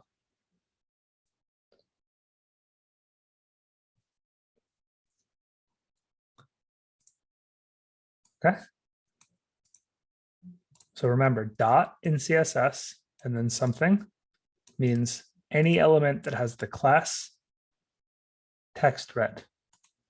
And I can actually use that in different places. I can say, okay, this is an H1, but I want the H1 to be of class text red. So if I refresh, see now my H1 is red. And then I could maybe even have another H1 that doesn't have class text red. I refresh, and that one's white because it's not text red.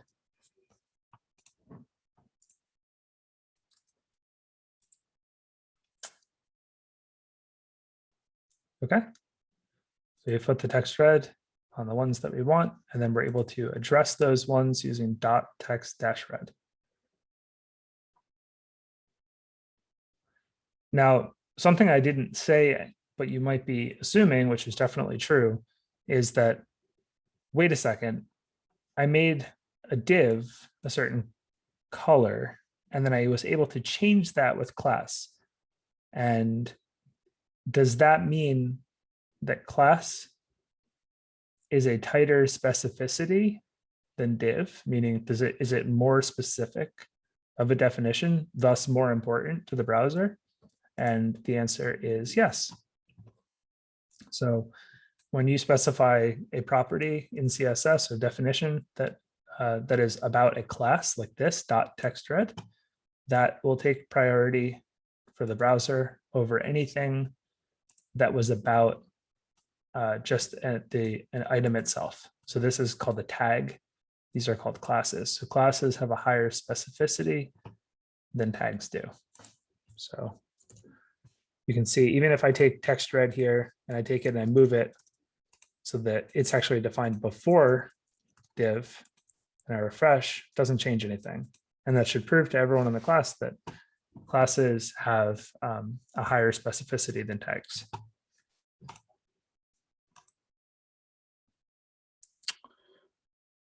Andre says, what if we have two classes, text red and text green, and we apply them to the same element? So in that case, because they are of the same specificity, the rule will be whichever one is last in your CSS file. So just like when we defined two rules for H1, it's whatever one was the last one that we defined. It'll be the same as that. And we can try it out if we want. So we can go over to here and I can say, oh, text red, text green.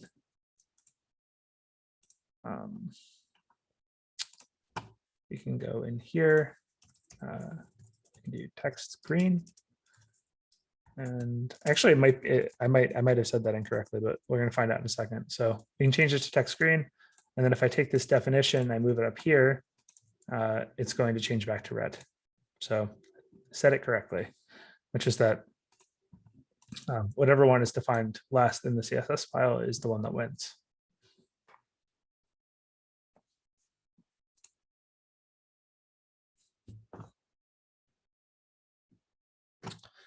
So if two things have the same specificity, the last one is the one that matters. Reza says, when we create new HTML files and views, do CSS files get automatically created? When you create a controller, that automatically creates a corresponding CSS file. And if you want another CSS file, you can just create it. I should also mention your CSS files here are, even though they're named like your controllers, they're actually for your entire application. So if I can show you, if we were to go to app, we went into home and we did def other. We can go into our routes file, go in here, and we can do get other controller home action other. And then we can go to /other here. And when we do, you're going to see no template. And then we have to go and find the template. So we go here, other.html.erp.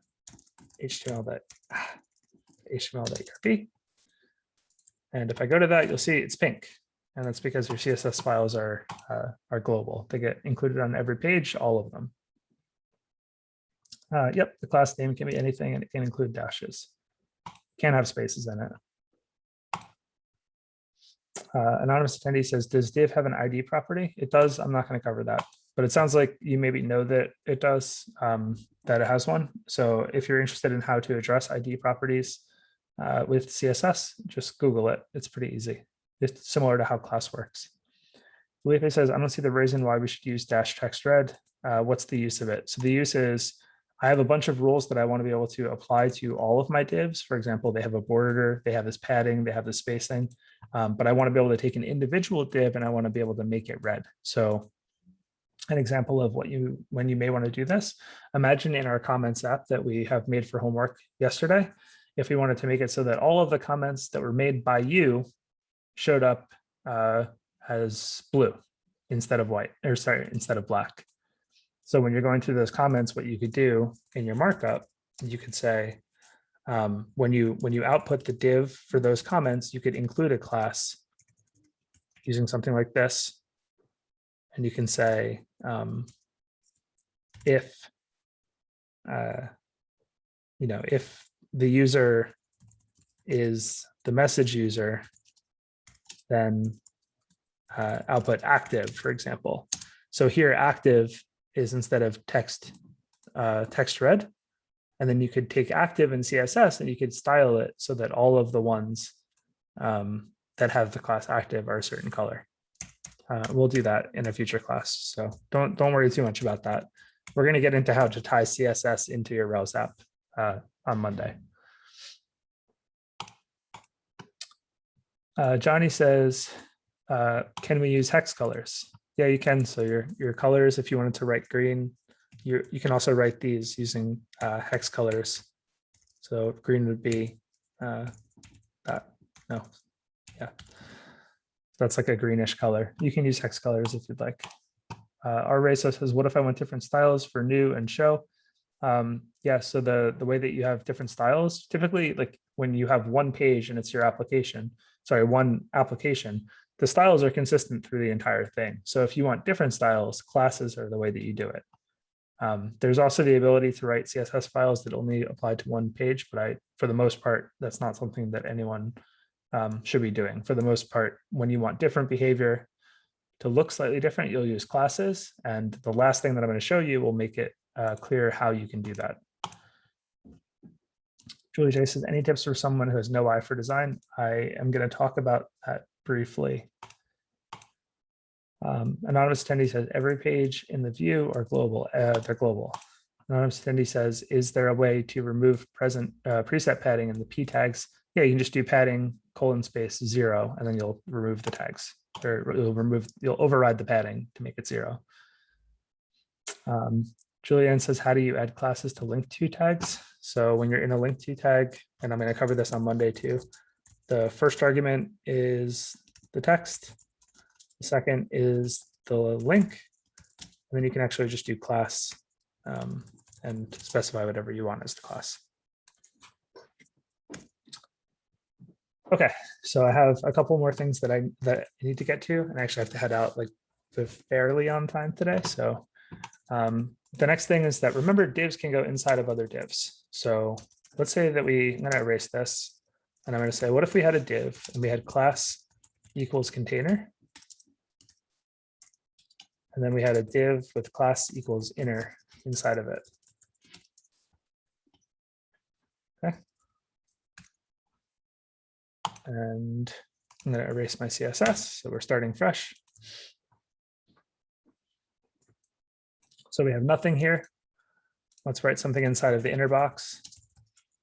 And let's refresh again. Okay, so now I see my inner box, and if I inspect it, you'll see that I have my inner box, and then there's actually another box around it that's the same size, and that's my container box. And that makes sense with how we know divs work. They're always full width and they don't take up any extra space. So the inner box is the box, the outer box, which is called container, is just the exact same size. So let's go in here and let's make our inner box have a background that's red. Okay. And let's make our container have a background that's blue. So now if I refresh, you're going to see that there actually is no blue box. And that makes sense because they're the same size. So there technically is a blue box, but it's the exact same size as the red box. So you can't see it. So in order to make it so you can see it, I'm going to give the inner box some margin, or actually, if it's easier for people to understand, I'll give the outer box some padding. So I'm going to put some space inside of the outer box. Okay, so now you can see the outer box.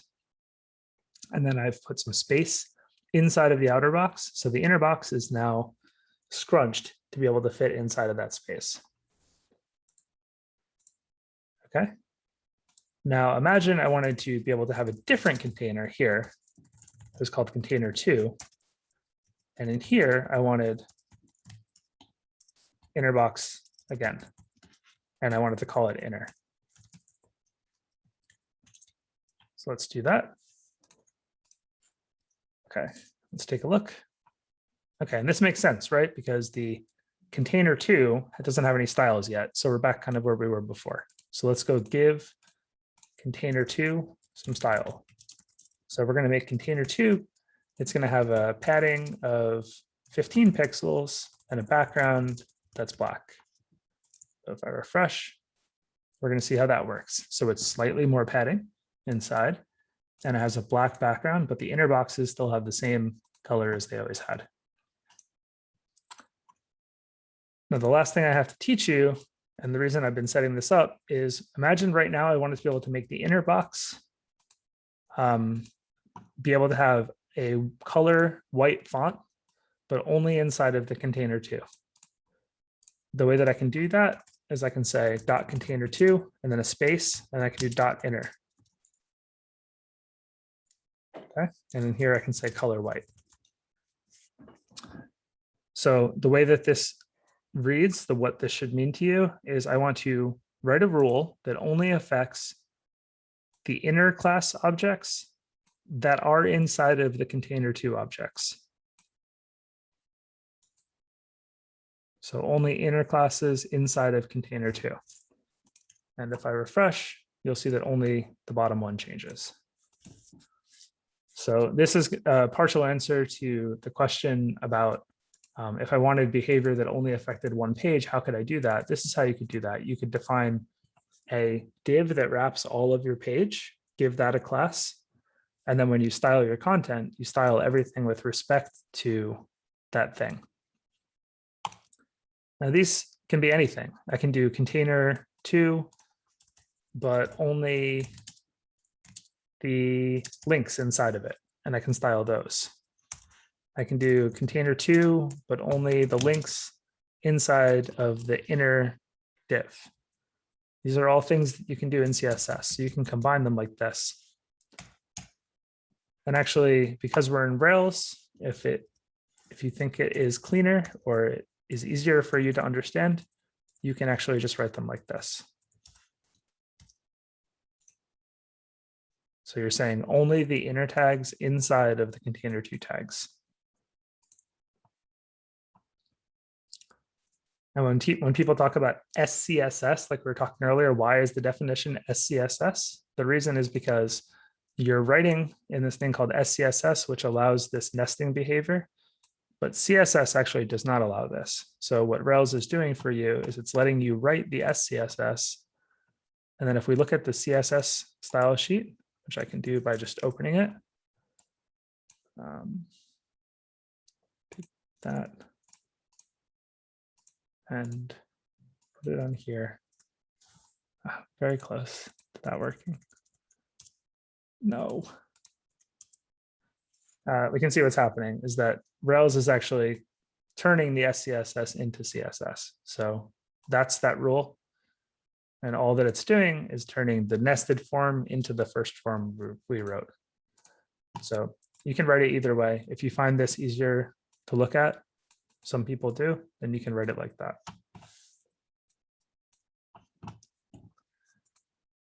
Does this make sense, the nesting? We'll cover this again on Monday too, but it's basically saying only the inner class tags that are inside of container2 class tags. And that's how we're able to get only the second one to have the white text and not both of them.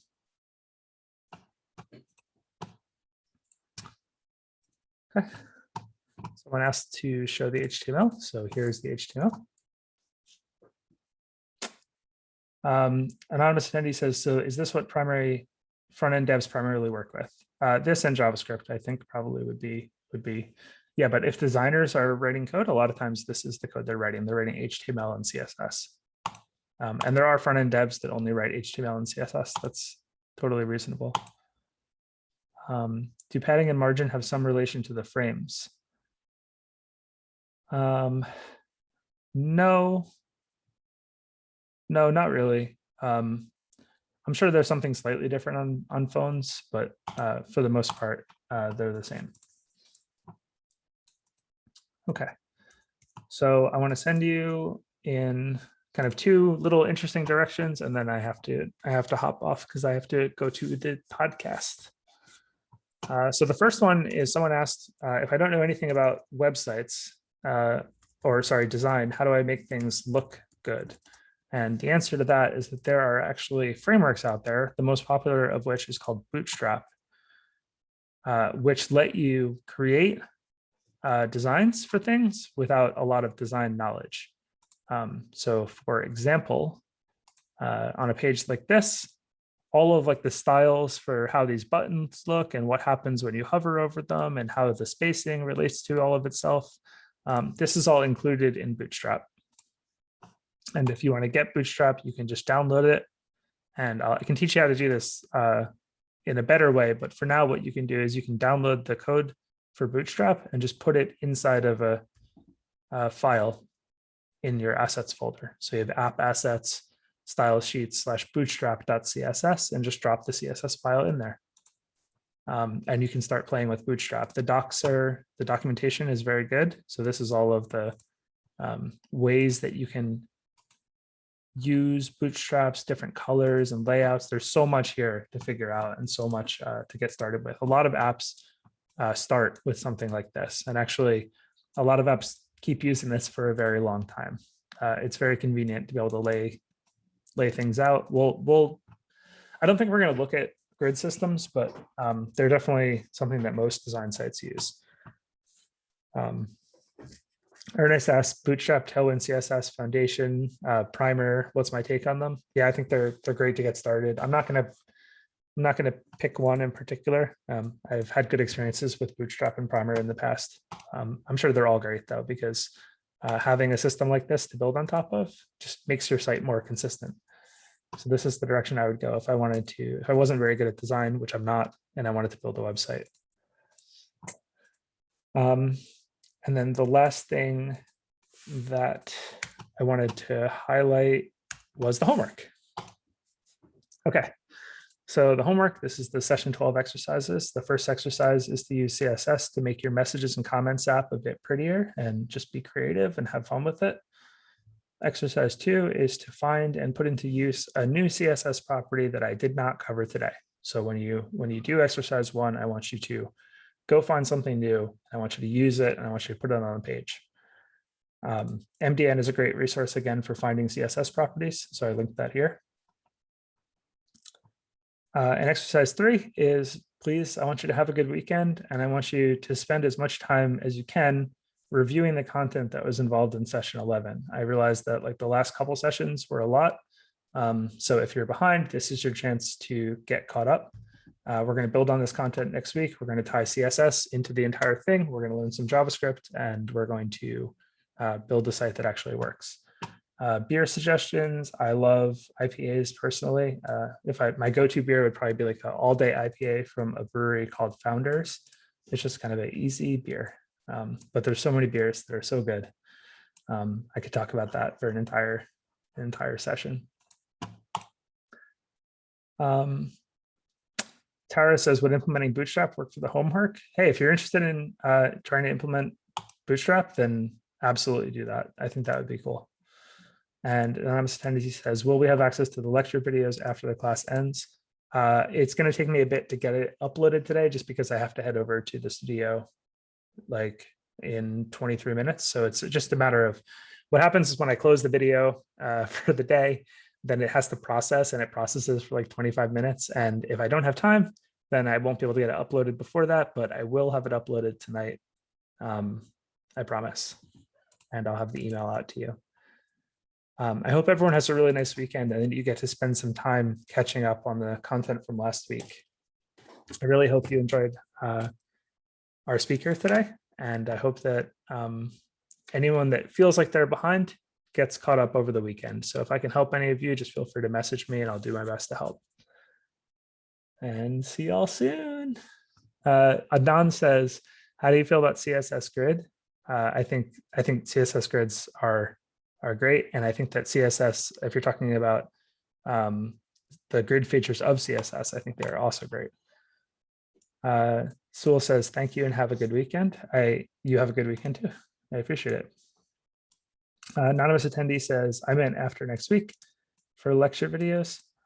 I'm not quite sure what you mean because we publish the lecture videos every single time that we do a class. So if you're not getting them, there's probably something wrong with me getting email to you. I would check your spam and promotions folders. It seems like a lot of people have stuff ending up in there. And then, anonymous attendee says, when you have time, can you advise how to start a new app in CodeSpace? You can add in Slack if possible. I'll just go through it really quick and then people can review the recording. So what I did is I had some files sitting in my base directory here. So I had to move them out of this base directory, out of the normal directory. So in order to move them, what I did is I put them into a folder. So you should be able to handle that part. You create a new folder, you move everything into it. And then what you want to do is you want to be in that root directory, the base directory, and you want to type Rails new, and then type the name of the app. So in this case, I'm going to call it 13. And then it's just going to create a new app inside of a subfolder. We can see that if I collapse 12 here, you'll see now there's a folder 13, and it has a Rails app inside of it. And then the only thing that'll be different from then on, the only thing that is a little bit complicated is when you want to start your Rails server or you want to start your Rails console, you do have to make sure that you're in the directory of that new Rails app. So you'll do cd space 13, and that'll get you into that directory. Then you can do Rails server and Rails console and all of those things. I know that some people have had problems, like Erica said, with Git after this. If you want to be able to push these changes, you will need to remove the .git directory, which I'll show you how to do because I actually need to do it right now. Actually, it looks like it might not be giving me a problem. So let's see. Let's see what happens. Stage changes. Okay, so you can see here it like thinks that this is a some different project or something. So the way that you can get around that is go into your project folder and do rm-rf.git. You have to do it from inside the project folder. If you do it in the root directory, you're going to mess things up. So do that and see what happens here is now all of a sudden, all of those changes are available to be staged. I can do the same thing inside of the 13 folder, rm-rf git. And now those changes are also ready to be staged. So now it's just one giant directory. Then I can say check. I got no changes to stage because I just did. And then I can push. Cool. So hopefully someone can either distill that into something that can go on Slack, or if you have particular questions, feel free to reach out to me over the weekend. All right, and see you on Monday.